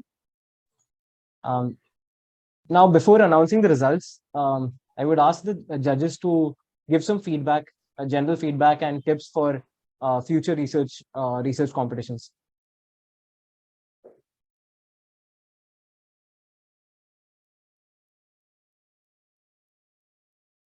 Shreshti ma'am, Sneha ma'am, any? Yeah, I think I don't have a lot of inputs. I think the papers presented today, most of them had the sort of rigor, analytical rigor that is required. Maybe what I would suggest is focusing on a more thorough literature review, because I feel that the impetus on literature review has been decreasing when it comes to research, and identifying a question, what kind of data set would best address your question, or the question that you're focusing on, what kind of research does it need? Does it need quantitative research, qualitative research, a combination of both, or can it be a review paper? Can it be a meta-analysis? A lot of that can be determined and can be understood well through a thorough literature review. And I feel that even in the papers presented today, I think a lot of papers did a good job at identifying the right kind of literature. But again, like I said, I feel that there is a need to focus on that section more. And I think when it comes to empirical evaluation or empirical application, I think the focus on empirics has been so has been so prevalent in the last few years that we straight away move on to the empirical portion of the paper. But I feel that there is a need to build up the base of the paper, and that can only come through a thorough literature review, followed by giving enough time on developing and contextualizing the question. You cannot go ahead with research, and that is my understanding. You cannot go ahead with research in the most comprehensive manner possible unless you really specify your question properly. So I would just suggest not just the students who presented today, I think that applies to all of us, that maybe like focusing on the base of the question is quite relevant in the days to come. Thank you. Thank you, ma'am. Sneha, ma'am, any comments? I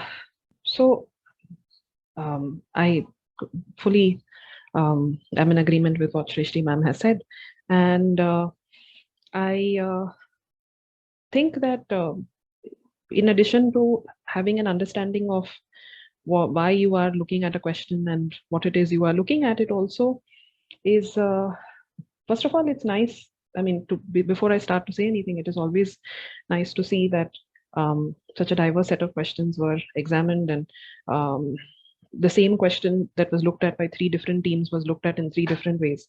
So it wasn't the same analysis, but it wasn't the same sample also. But it, I think, is also helpful that when you are using a technique of analysis to understand what it is, even if, say, you can't derive it on demand, even if you understand what you are doing, what sort of data you've looked at, how you have to look at that data, that understanding of fundamentals always helps, and it helps as a student, and it's something that we have to remember later on also.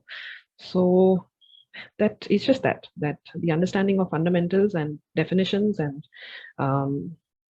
contextualizing, as Shrishti ma'am has said, what you are doing, that's always helpful. But otherwise, it was an interesting experience. So that's it from me. Thank you. Thank you so much, ma'am. Yep. So before we announce the result, I have one small request. Can all the participants and everyone and the judges and everyone else in the meeting switch on their camera so that we can take a screenshot? It'll be really nice.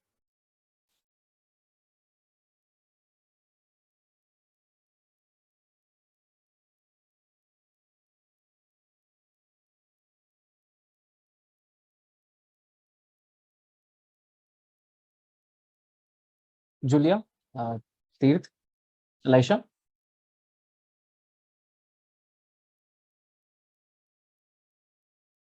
Okay.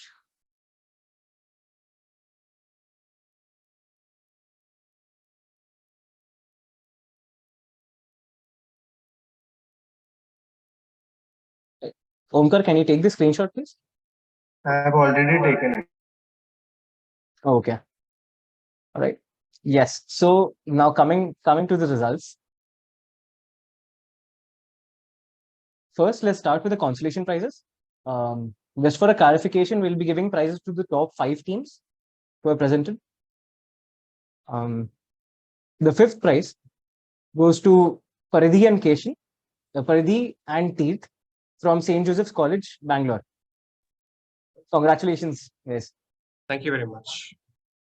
Thank you. You guys have won a 1.5K Amazon gift voucher each and a 25,000 scholarship on the postgraduate diploma program in Meghnad Desai. Congratulations. The second consolation prize goes to Nupur and Aishwarya from Kumaraguru College of Liberal Arts and Science, Coimbatore. Congratulations, guys. Thank you. Thank you. The third prize goes to Anushka Bhardwaj and Yashita Srivastava from Maitri College, Delhi University. Both of you have won an Amazon voucher of 2.5K each and a 50,000 scholarship on the postgraduate diploma program at Meghnad Desai.